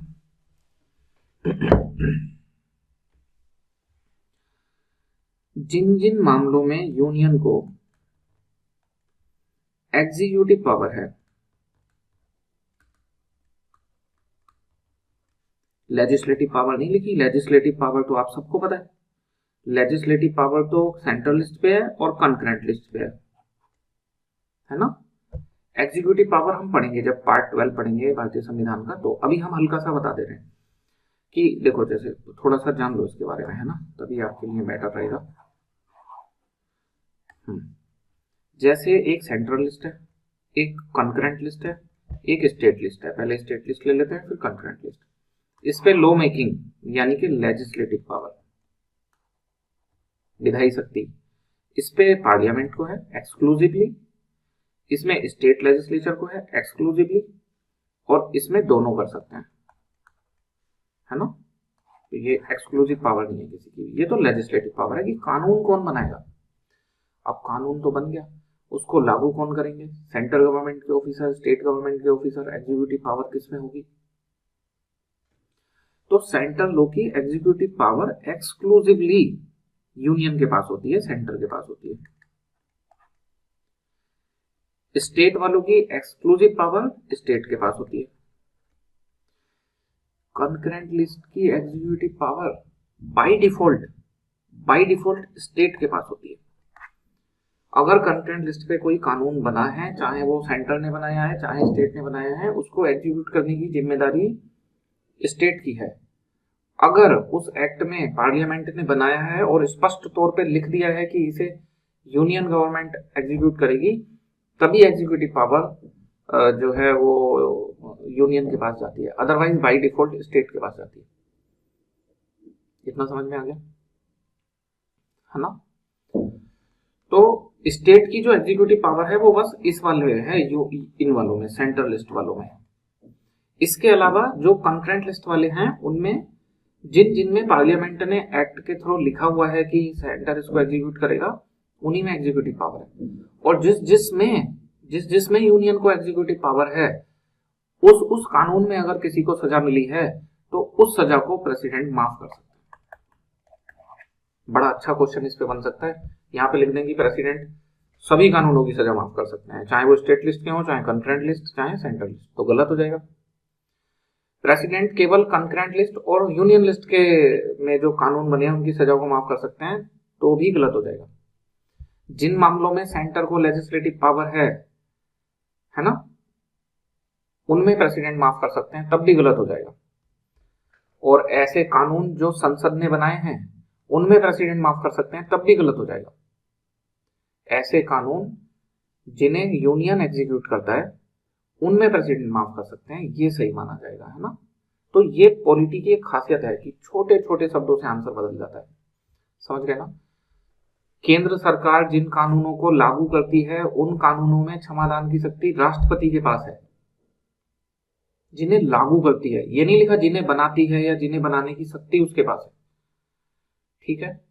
इसको आप ध्यान से पढ़ना करते समय। तो प्रेसिडेंट कौन से लॉ में माफ करते हैं, ये समझ में आ गया। जिनमें एग्जीक्यूटिव पावर यूनियन के पास है, लेजिस्लेटिव पावर की बात नहीं कर रहा है। और इसको हम डिटेल में पढ़ेंगे जब पार्ट 12 पढ़ेंगे, तो देखेंगे किसके पास एग्जीक्यूटिव पावर कहां पे कैसे है ना। गवर्नर जिसमें स्टेट के पास में एग्जीक्यूटिव पावर, ये आर्टिकल 72, ये आर्टिकल 161। एक बात आपको समझ में आ गई। इसके अलावा जो दूसरी बात है, बड़ी इंटरेस्टिंग बात है, अगर डेथ सेंटेंस है, कैपिटल पनिशमेंट भी बोल सकते हैं इसको, कैपिटल पनिशमेंट यानी कि मृत्युदंड, तो उसको राष्ट्रपति ही माफ कर सकते हैं। उसको माफ करना यानी कि पार्डन करना वो केवल राष्ट्रपति कर सकते हैं, चाहे वो किसी भी कानून के तहत बना हो, चाहे फिर उसको सेंटर एग्जीक्यूट कर रहा हो, स्टेट एग्जीक्यूट कर रहा हो, कंकरेंट लिस्ट पे हो, स्टेट लिस्ट पे हो। इस पे वाला नियम नहीं लगता जो अभी ऊपर बताया था, इसको राष्ट्रपति की पार्डन करेंगे। पर ध्यान रखना एक बात, इसमें 4-5 शक्तियां होती हैं। Pardon, commutation, remission, respite, reprieve, सजा को माफ करने में 4-5 शब्द हैं। जैसे रिट में पढ़े थे ना फंडामेंटल राइट में, 5 तरह की रिट थी, हबीस कॉर्पस, सर्ट्यूररी, मैंडेमस, है ना, प्रोहिबिशन, क्यो वारंटो। वैसे पार्डनिंग पावर में भी 5 तरह का क्षमादान है, 5 तरह का क्षमादान। एक क्षमादान को बोला है पार्डन, दूसरे क्षमादान को कम्यूटेशन, तीसरे को रिमिशन। हिंदी में भी बता दे रहे हैं, क्षमा, लघुकरण, परिहार, विराम, प्रविलंबन। तो उसमें जो एक है क्षमा, मृत्युदंड को क्षमा, वो राष्ट्रपति कर सकते हैं। लेकिन इसके अलावा जो 5 है, मृत्युदंड का लघुकरण, मृत्युदंड का परिहार, मृत्युदंड का विराम, मृत्युदंड का प्रविलंबन, कम्यूटेशन, रिमिशन, रेस्पाइट, रिप्रीव, अभी हम पढ़ेंगे इन सबके मीनिंग, डोंट वरी। ये राज्यपाल भी कर सकते हैं, और जो राज्यपाल भी कर सकते हैं तो वही नियम लगेगा पुराना वाला। उन कानूनों में जिनकी कार्यकारी शक्ति राज्य के पास है, लागू करने की शक्ति राज्य के पास है, उनमें मृत्युदंड की सजा का लघुकरण, परिहार, विराम, प्रविलंबन राज्यपाल कर सकते हैं। लेकिन जो 5वीं वाली सजा की माफी है, क्षमा, पार्डन, वो राज्यपाल नहीं कर सकते, केवल राष्ट्रपति कर सकते हैं। तो अब मन में ये उत्सुकता आ रही होगी कि ये अंदर क्या है इसमें, क्षमा, लघुकरण, परिहार, पार्डन, कम्यूटेशन, इन सब में अंदर क्या है। वो पार्डन कोई बड़ी चीज होती होगी, खाली राष्ट्रपति कर पा रहे हैं, गवर्नर नहीं कर पा रहे हैं ना, मृत्युदंड के मामले में, चाहे कोई सा भी कानून क्यों ना हो। ओके, तो यहां हमने अंतर समझ लिया। इसे देखो, प्रेसिडेंट, गवर्नर, आर्टिकल 72-161, जिसमें एग्जीक्यूटिव पावर यूनियन के पास है, जिसमें एग्जीक्यूटिव पावर स्टेट के पास है। लेकिन अगर वो डेथ सेंटेंस है तो कोई मैटर नहीं करता, एग्जीक्यूटिव पावर किसी के पास भी हो, डेथ सेंटेंस को पार्डन तो केवल प्रेसिडेंट करेंगे। पार्डन के अलावा जो और 4 तरह की माफी है वो गवर्नर भी दे सकते हैं, है ना। और जो एग्जीक्यूटिव पावर जिनमें यूनियन के पास है, उनमें बाकी के 4 काम भी राष्ट्रपति ही करेंगे, क्योंकि गवर्नर तो यूनियन लॉ में माफ कर नहीं सकते हैं। डिफरेंस देख रहे हैं दोनों, 3-4 डिफरेंस हो गए ना, मोटे तौर पे 2 डिफरेंस है। तीसरा डिफरेंस, जो मार्शल लॉ के मामले, सैन्य अदालत वाले, उनमें गवर्नर माफी नहीं दे सकते, केवल राष्ट्रपति दे सकते हैं। ये पार्डनिंग पावर क्लियर हो गई। अब हमें बस ये समझना है वो 5 तरह का पार्डन क्या है, वो मसला 5 तरह का देखना। तो एक है पार्डन, इसको बोलते हैं क्षमा। तो एक्चुअल में वो जो आर्टिकल में हमने पढ़ा है पार्डनिंग पावर, वो इसी को बोला गया है, क्षमादान की शक्ति है ना। दूसरा है कम्यूटेशन, कम्यूटेशन इसका मतलब होता है लघुकरण। अगला है इसमें रिमिशन, रिमिशन को बोलते हैं, रिमिशन को परिहार। और है फिर रेस्पाइट, इसको बोलते हैं विराम।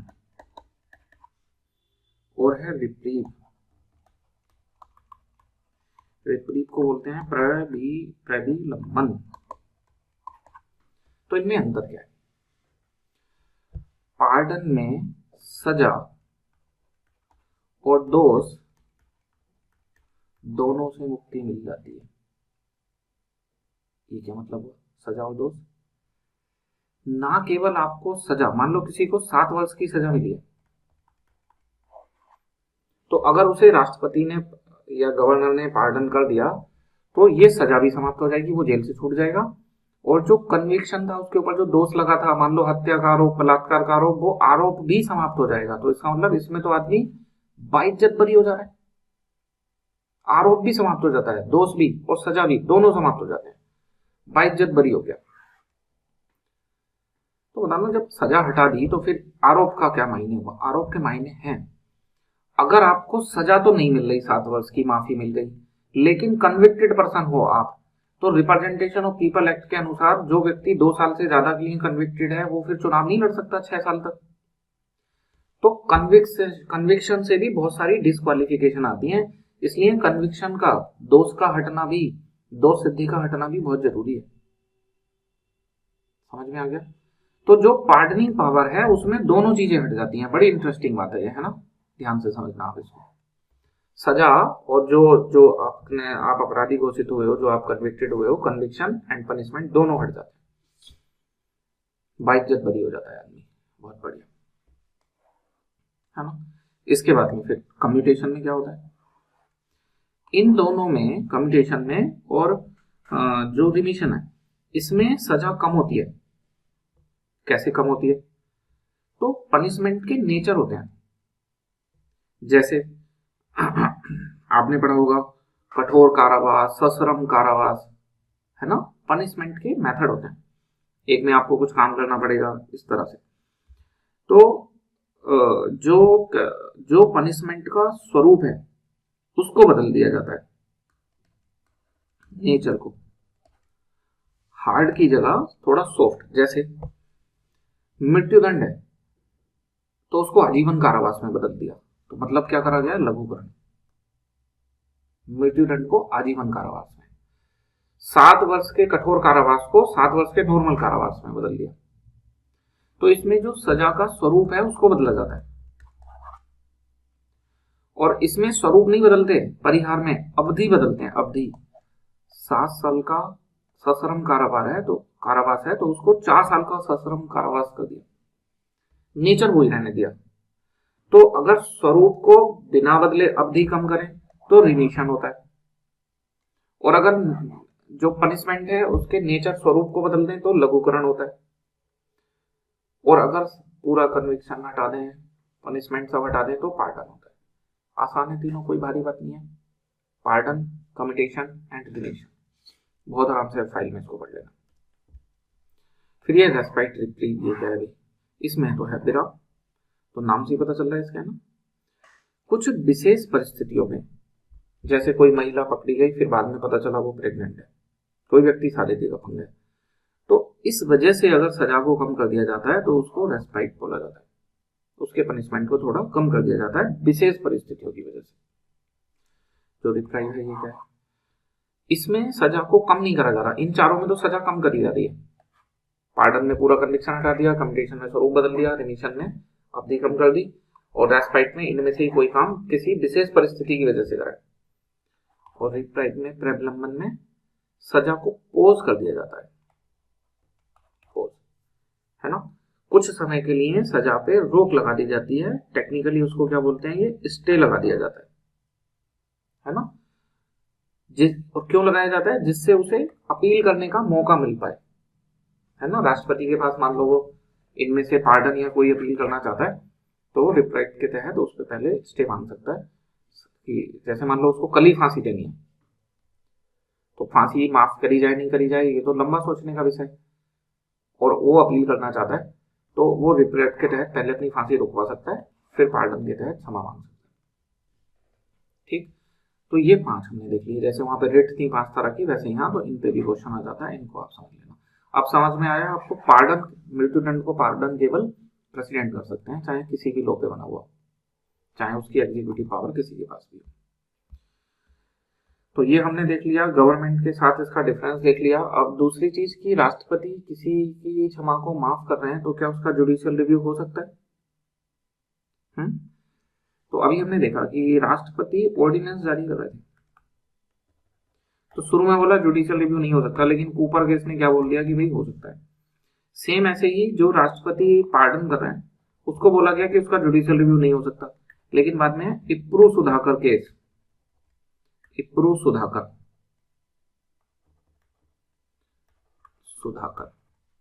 है ना, ऐसे बनेगा मे बी, इप्रू सुधाकर।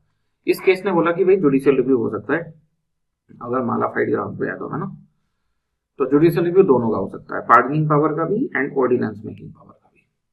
राष्ट्रपति की हमने सभी शक्तियां पढ़ ली, ऐसा लग रहा है बड़े पावरफुल होते हैं राष्ट्रपति तो, है ना, इतने सारे काम कर रहे हैं। ये सब शक्तियों में एक बात थी कि काउंसिल ऑफ मिनिस्टर की एडवाइस से, है ना। तो इसमें कौन कौन से ऐसे काम हैं जो राष्ट्रपति बिना एडवाइस के कर सकते हैं, तो एक दो तो हमने पढ़ लिया अभी कि जो सस्पेंसिव वीटो है वो डिस्क्रेशनरी पावर है, जो पॉकेट वीटो है वो भी डिस्क्रेशनरी पावर है, बिना काउंसिल ऑफ मिनिस्टर की एडवाइस के कर सकते हैं, लेकिन एब्सोल्यूट वीटो ऐसा नहीं है। तो अब हमें राष्ट्रपति की डिस्क्रेशनरी पावर पढ़नी है, राष्ट्रपति की विवेकाधीन शक्तियां, विवेकाधीन शक्तियां, कि किन किन मामलों में उनको विवेकाधीन शक्ति है। तो 2 केस तो हमने आपको बताई दिए। इसके अलावा कुछ सिचुएशनल शक्तियां हैं, जैसे राष्ट्रपति सीओएम की एडवाइस पे काम करते हैं। अगर सीओएम ही ना हो, चुनाव हुए, किसी को लोकसभा में मेजोरिटी नहीं मिली, जिसकी लोकसभा में मेजोरिटी होगी उसकी तो काउंसिल ऑफ मिनिस्टर बनेगी, किसी की मेजोरिटी नहीं है, तो फिर जिसकी पार्टी की मेजोरिटी होती उसका प्राइम मिनिस्टर नियुक्त होता, फिर प्राइम मिनिस्टर प्रेसिडेंट को रिकमेंड कर करके नए मिनिस्टर नियुक्त कराता, काउंसिल ऑफ मिनिस्टर बनते, काउंसिल ऑफ मिनिस्टर का गठन होता। तो अब इस केस में किसी को क्लियर मेजोरिटी नहीं है तो क्या करें, सीओएम तो है नहीं जो सीओएम से पूछ कर डिसीजन ले, तो ये भी राष्ट्रपति की विवेकीय शक्ति है। अगर लोकसभा में किसी को मेजोरिटी नहीं है, त्रिशंकु विधानसभा है ना, त्रिशंकु लेजिस्लेचर है, तो उस केस में प्राइम मिनिस्टर जिसको अपॉइंट करना है, नियुक्त करना है, ये राष्ट्रपति अपनी मर्जी से करता है। तो ऐसा नहीं किसी को भी कर देंगे, जो व्यक्ति बाद में अपना समर्थन सिद्ध कर पाए उसको कुछ समय दिया जाता है। इन जनरल वो 1 महीने का समय होता है कि उसके अंदर अंदर राष्ट्रपति प्राइम मिनिस्टर को कॉन्फिडेंस मोशन लाना होता है, विश्वास प्रस्ताव, और वो लोकसभा से पास होना चाहिए। अगर लोकसभा से विश्वास प्रस्ताव पास हो जाता है, और ध्यान रखना ये साधारण विधेयक से हो रहा है, थोड़ी सिंपल मेजोरिटी से, साधारण अनुमति से, है ना, पर चूंकि उस दिन सबको बुलाया जाता है तो उस दिन की सिंपल मेजोरिटी एब्सोल्यूट मेजोरिटी का ही काम करती है, लेकिन संविधान में सिंपल मेजोरिटी लिखा हुआ है, इसको भी आप ध्यान रखेंगे। अब जिसको नहीं समझ में आया सिंपल एब्सोल्यूट क्या है तो ये हम देखेंगे बाद में, है ना, ये सब चीजें जब प्रधानमंत्री वाला टॉपिक पढ़ेंगे तो आएंगी, तो वहां पे देखेंगे। तो प्रधानमंत्री की नियुक्ति विवेकीय शक्ति, ध्यान रखना, हमेशा नहीं है। अगर किसी की मेजोरिटी है तब तो मेजोरिटी की पार्टी का जो लीडर है उसी को डिक्लेयर करेंगे, लेकिन अगर किसी की मेजोरिटी नहीं है तो विवेकीय शक्ति। प्रधानमंत्री की समझो मृत्यु हो गई या प्रधानमंत्री ने इस्तीफा दे दिया, तो मृत्यु के केस में या इस्तीफा के केस में काउंसिल ऑफ मिनिस्टर भंग हो जाती है, पूरी काउंसिल ऑफ मिनिस्टर भंग हो जाती है। सोचो, तो अब नया प्रधानमंत्री किसको नियुक्त करें, सीओएम से पूछ के तो करेंगे नहीं क्योंकि वो तो भंग हो गई। तो अब फिर 2 बातें हैं, अगर प्रधानमंत्री की मृत्यु हुई है या उन्होंने रिजाइन करा है तो वो जिस पार्टी के लीडर थे, अगर उस पार्टी ने अपना लीडर घोषित कर दिया, नया लीडर, कि अब ये बनेंगे प्रधानमंत्री, तो ठीक है। अगर उस पार्टी में 2-3 गुट बन गए कि मैं प्रधानमंत्री बनूंगा, उसके साथ कुछ सांसद हैं, दूसरे के साथ कुछ सांसद हैं, तो फिर उस केस में फिर प्रेसिडेंट डिसाइड करेंगे कि कौन पीएम होगा, ये भी उनकी विवेकाधीन शक्ति है। तो ये सब सिचुएशनल है, सिचुएशनल को संविधान ने राष्ट्रपति को कोई विवेकाधीन शक्ति नहीं दी है ना। वीटो भी हमने समझ लिया, ये भी समझ लिया। इसके अलावा 2-3 बातें, प्रेसिडेंट प्राइम मिनिस्टर से कुछ इंफॉर्मेशन मांग रहे थे काउंसिल ऑफ मिनिस्टर के बिजनेस की, तो खुद इनसे पूछ के थोड़ी मांगेंगे, प्रधानमंत्री से पूछ के कि भाई तुमसे कुछ संदेह इंफॉर्मेशन मांगना चाहता हूँ, मांग लो क्या, तो काउंसिल ऑफ मिनिस्टर एडवाइस देगी मांग लो, तो मांग लेंगे। तो अजीब लग रहा है ना। तो जब प्राइम मिनिस्टर से काउंसिल ऑफ मिनिस्टर के बारे में कुछ सूचना मांगनी हो तब वो भी डिस्क्रिशनरी पावर या विवेकीय शक्ति है। एक देखा था कि काउंसिल ऑफ मिनिस्टर में किसी मंत्री ने कुछ विचार करा है, पूरे ने नहीं करा, तो प्रेसिडेंट फिर प्राइम मिनिस्टर को बोलते हैं कि भाई सभी लोग मिलकर चर्चा करो इस पे पहले, तो ये भी प्रेसिडेंट अपनी मर्जी से ही करेंगे, ये भी इनकी विवेकीय शक्ति है, खुद सीएम से पूछ के थोड़े ना करेंगे इस मामले में, है ना, ये भी इनकी विवेकीय शक्ति में आता है, डिस्क्रिशनरी पावर में, है ना। ओके, इसके अलावा हमें ये समझ में आया कि प्रेसिडेंट या तो अपनी मर्जी से काम कर रहे हैं, उनकी विवेकीय शक्ति है, या फिर प्रेसिडेंट काउंसिल ऑफ मिनिस्टर से पूछ के काम कर रहे हैं। 1-2 केस संविधान में ऐसे भी हैं जहां पे ना तो राष्ट्रपति की विवेकीय शक्ति है, ना ही काउंसिल ऑफ मिनिस्टर से पूछ के कर रहे हैं, किसी और की एडवाइस पे काम कर रहे हैं, किसी और की एडवाइस पे, बिना काउंसिल ऑफ मिनिस्टर की एडवाइस के। तो अगर क्वेश्चन ऐसा है कि निम्नलिखित में से किन मामलों में सीओएम की एडवाइस जरूरी नहीं है, तो उसमें तो ये वाले भी आएंगे, और ये आए कि किन किन में विवेकीय शक्ति है, उसमें ये वाले नहीं आएंगे क्योंकि विवेक से नहीं कर रहे, किसी और की एडवाइस से कर रहे, है ना। तो ऐसे क्या मामले हैं जिनमें बिना इनके काम करते हैं? जैसे दो केस हैं, सिंपल से बस समझते हैं। जब कॉन्स्टिट्यूशन अमेंडमेंट बिल राष्ट्रपति के पास जाता है तो उसको अनुमति देना जरूरी है, काउंसिल ऑफ मिनिस्टर से पूछने की जरूरत नहीं है, और अपनी मर्जी से भी डिसीजन नहीं ले सकते कि मैं तो सस्पेंड कर रहा हूं या इस तरह से, है ना, रिजेक्ट कर रहा हूं। अनुमति देना जरूरी है। तो यहाँ पे वो बिना एडवाइस के काम कर रहे हैं, सॉरी बिना किसी के एडवाइस के कर रहे हैं, लेकिन फिर भी उनकी विवेकीय शक्ति नहीं है, क्योंकि अनुमति देना कंपलसरी है। ठीक है। इसके अलावा जब राज्य में राष्ट्रपति शासन लगाया जाता है तो वो ऐसे लगाया जाता है कि अधिकतम 3 वर्ष के लिए लग सकता है, और 1 वर्ष से ज्यादा के लिए लगना चाहते हो, बाकी के 2 वर्ष, 3 वर्ष अधिकतम हो सकता है। तो इन 2 वर्ष के लिए एक शर्त है कि जब इलेक्शन कमीशन ऑफ इंडिया ये बोलेगा कि चुनाव कराना संभव नहीं है, तभी अगले 2 वर्ष तक शासन रह सकता है राष्ट्रपति शासन। तो ये चुनाव कराना संभव नहीं है, ये किससे सिफारिश करता है? प्रेसिडेंट से। तो राष्ट्रपति किसी राज्य में अपना शासन तभी लागू कर 1 साल से ज्यादा तभी रख सकते हैं जब इलेक्शन कमीशन ऑफ इंडिया ने उन्हें सलाह दी हो कि अभी चुनाव कराना संभव नहीं है।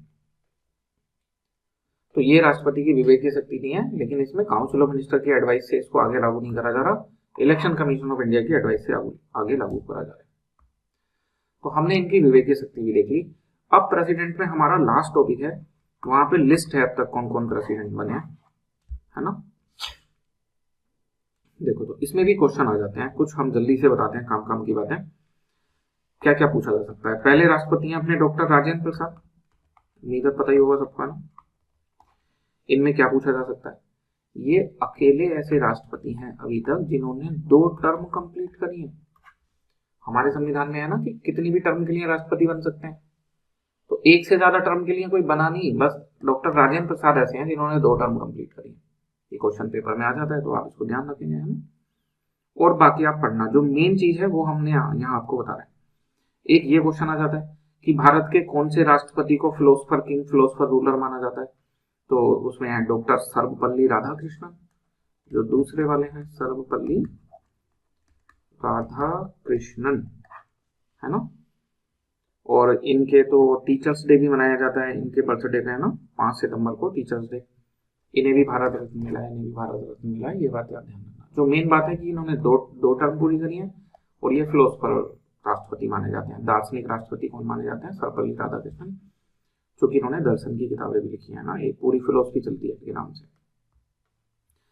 नंबर 3 पे बने थे जाकिर हुसैन। इनमें क्या क्या पूछा जाता है?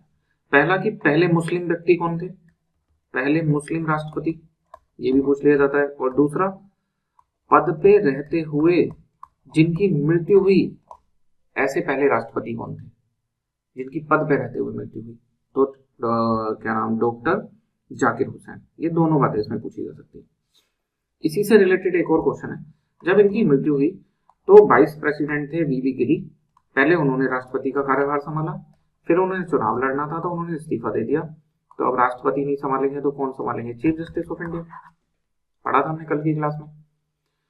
तो चीफ जस्टिस ऑफ इंडिया थे उस समय जस्टिस मोहम्मद हिदायतुल्लाह। तो ये क्वेश्चन भी पेपर में आ जाता है। भारत के एकमात्र चीफ जस्टिस ऑफ इंडिया जिन्होंने राष्ट्रपति का कार्यभार संभाला, जस्टिस हिदायतुल्लाह, है ना। ये सब बातें लिखी हुई हैं, लेकिन हम इसे यहाँ हाईलाइट कर देंगे क्लास में, आपका फोकस चला जाएगा तो आपको याद हो जाएंगी। तो हम जल्दी से इसको बता देते हैं। 3 राष्ट्रपति में क्या क्या आ सकता है, 4 फैक्ट ये हमने आपको बता दिए। अब 2 क्वेश्चन आते हैं जो हमारे 5वें चौथे राष्ट्रपति हैं, वीवी गिरी। तो क्वेश्चन ये आता है, एकमात्र राष्ट्रपति जो बतौर इंडिपेंडेंट कैंडिडेट चुने गए, स्वतंत्र उम्मीदवार के रूप में चुने गए। इसका मतलब समझ लो। पहले 2 बातें, बीजेपी ने कोई कैंडिडेट उतारा, कांग्रेस ने कोई कैंडिडेट उतारा, एक कैंडिडेट खुद से खड़ा हुआ, उसको किसी ने नहीं उतारा, बस 50 लोग ने समर्थन और नामांकन। और सोचो ये वाले हार गए, ये जीत गए। ये लगभग असंभव काम है, क्योंकि जिसकी सरकार है, जिसका बहुमत है, उसी का व्यक्ति तो जीत पाएगा। लेकिन बीबी गिरी इंडिपेंडेंटली जीत गए। क्यों? क्योंकि कांग्रेस में विभाजन हो गया था। इंदिरा गांधी ने चुनाव से ठीक पहले ये बोल दिया कि अंतरात्मा की आवाज सुन के वोट दें, तो खुद उनकी पार्टी के लोगों ने इनको वोट दे दिया, तो ये जीत गए। इंडिपेंडेंटली जीतने वाले अकेले हैं, तो ये भी पूछ लिया जाता है स्वतंत्र उम्मीदवार के तौर पे जीतने वाले कौन से हैं, बीबी गिरी। और दूसरा कि एक ही कैंडिडेट खड़ा हुआ, उसके सामने कोई खड़ा ही नहीं हुआ, निर्विरोध रूप से चुन लिया गया, अनअपोज्ड, तो उसमें नाम आता है नीलम संजीव रेड्डी। ये दोनों बातें पेपर में पूछी जाती हैं कि इंडिपेंडेंटली चुनने वाले एकमात्र बीबी गिरी और अनअपोज्ड चुनने वाले एकमात्र नीलम संजीव रेड्डी। मेन चीजें जहां से क्वेश्चन आता है हम हाईलाइट कर दे रहे हैं जल्दी से, तो आप उसको देख लेना। फिर 5 नंबर पे आते हैं फखरुद्दीन अली अहमद। फखरुद्दीन अली अहमद, इनके बारे में भी एक दो बातें काम की हैं। पहली बात, जब इमरजेंसी लगी थी इंदिरा गांधी के समय पे 1976 वाली इमरजेंसी है ना, 76 से 77 में भी चली थी, तो उस समय ये राष्ट्रपति थे। और दूसरा, पद पे रहते हुए मृत्यु वाले ये दूसरे राष्ट्रपति, पहले डॉक्टर जाकिर हुसैन, दूसरे फखरुद्दीन। ठीक, 6 नंबर पे आते हैं नीलम संजीव रेड्डी। इसमें क्या याद करने का, ये हमने बता दिया, अनअपोज्ड चुने जाने वाले एकमात्र हैं नीलम संजीव रेड्डी। 7 नंबर पे आते हैं ज्ञानी जैल सिंह। जब इंदिरा गांधी को गोली लगी और उसके बाद में जो सिख दंगे हुए, तो उस समय राष्ट्रपति यही थे, ज्ञानी जैल सिंह। और बाकी ज्ञानी जैल सिंह जाने जाते हैं, अभी हमने थोड़ी देर पहले पढ़ा था, इन्होंने पॉकेट वीटो का इस्तेमाल करा था पोस्ट ऑफिस बिल पे, है ना, post office bill pay pocket veto का इस्तेमाल किया गया था। ये इसमें पूछा जा सकता है 7 नंबर में, है ना। 8 नंबर पे आते हैं फिर आर वेंकटरमन। ठीक, ये एकमात्र ऐसे राष्ट्रपति हैं, ये पूछा नहीं जाएगा कि इनकी वाइफ जो है वो फॉरेन ओरिजिन की थी या जो भी, नहीं पूछा जाएगा कुछ भी। तो 9 नंबर पे आ जाते हैं शंकर दयाल शर्मा। लिस्ट दी हुई है, इनमें भी ऐसे कुछ काम का नहीं है। 10 नंबर पे आते हैं के आर नारायण, यहां से आ सकता है के आर नारायण, ये पहले दलित प्रधानमंत्री। तो पहले मुस्लिम पता चल गए जाकिर हुसैन, पहले दलित पता चल गए के आर नारायण, है ना। फिर आते हैं number 11 APJ Abdul Kalam. APJ क्या है, अब्दुल कलाम। ये इसमें ही पूछा जाता है कि कौन से राष्ट्रपति हैं, उन्हें मिसाइल मैन कहा जाता है, ये पूछ सकते हैं। पहले वैज्ञानिक राष्ट्रपति हैं। और एक इनमें पूछा जाता है जनता का राष्ट्रपति किसे कहा जाता है, जनता का राष्ट्रपति या पीपल्स प्रेसिडेंट। तो चूंकि ये बहुत जो यूथ है उसके साथ कम्युनिकेट करते थे, यूनिवर्सिटी में जाना, स्पीच देना, यहाँ तक कि इनकी डेथ भी एक यूनिवर्सिटी में स्पीच देते समय हुई थी, तो इनका कनेक्शन बहुत ज़्यादा था लोगों से, इसलिए इन्हें जनता का राष्ट्रपति ये कहा जाता है, मिसाइल मैन कहा जाता है। तो ये भी पूछा जा सकता है। अगले नंबर 12 पे बनी प्रतिभा सिंह पाटिल। तो इसमें भी पूछा जा सकता है, ये पहली महिला राष्ट्रपति थी, पहली महिला, तो ये पूछा जा सकता है। बाकी प्रणब मुखर्जी हैं, फिर रामनाथ कोविंद हैं, और उसके बाद में आती है द्रौपदी मुर्मू, जो कि अभी राष्ट्रपति है ना। तो इनमें भी क्या क्या पूछा जा सकता है, ये देखते हैं। पहली बात, ये कौन से नंबर की राष्ट्रपति है, तो ये इन पर्सन 15वीं व्यक्ति हैं जो राष्ट्रपति बनी है। और क्रमानुसार देखें, क्रमानुसार तो ये 16वीं राष्ट्रपति होंगी, क्योंकि एक राजेंद्र प्रसाद 2 बार राष्ट्रपति बने, तो ये याद रखेंगे, क्रमानुसार 16वीं और व्यक्तित्व के हिसाब से 15वीं। दूसरा, ये पहली दलित दलित नहीं, पहले दलित राष्ट्रपति कौन थे, के आर नारायण। तो ये कौन है, पहली दलित महिला, पहली महिला राष्ट्रपति प्रतिभा पाटिल, पहले दलित के आर नारायण, और ये पहली दलित महिला राष्ट्रपति हैं द्रौपदी मुर्मू, है ना। और महिला दूसरी हैं, दलित दूसरी हैं, और दलित महिला जो है वो पहली हैं। और अभी तक की ये यंगेस्ट प्रेसिडेंट है, यंगेस्ट। तो इससे पहले शायद हमें याद आ रहा है कि नीलम संजीव रेड्डी को में भी यंगेस्ट माना जाता था, लेकिन अब जो यंगेस्ट हैं वो अभी तक की सबसे यंगेस्ट प्रेसिडेंट द्रौपदी मुर्मू है ना। तो ये क्या क्या चीजें इसमें आ सकती हैं। एक और भी फैक्ट है इसमें, अभी तक जितने भी राष्ट्रपति बने थे इन द्रौपदी मुर्मू से पहले, उनका जन्म 15 अगस्त 1947 के पहले हुआ था। तो ये स्वतंत्र भारत में जन्मी पहली राष्ट्रपति हैं। तो ये सब फैक्ट आपके नोट्स में लिखे हुए हैं, आप इनको पढ़ना, इसके बाद इसके क्वेश्चन करना। पार्ट 5 में हमारा पहले टॉपिक में एग्जीक्यूटिव में प्रेसिडेंट कंप्लीट हो गया, सबसे बड़ा टॉपिक था और ये सक्सेसफुली हमने कंप्लीट किया।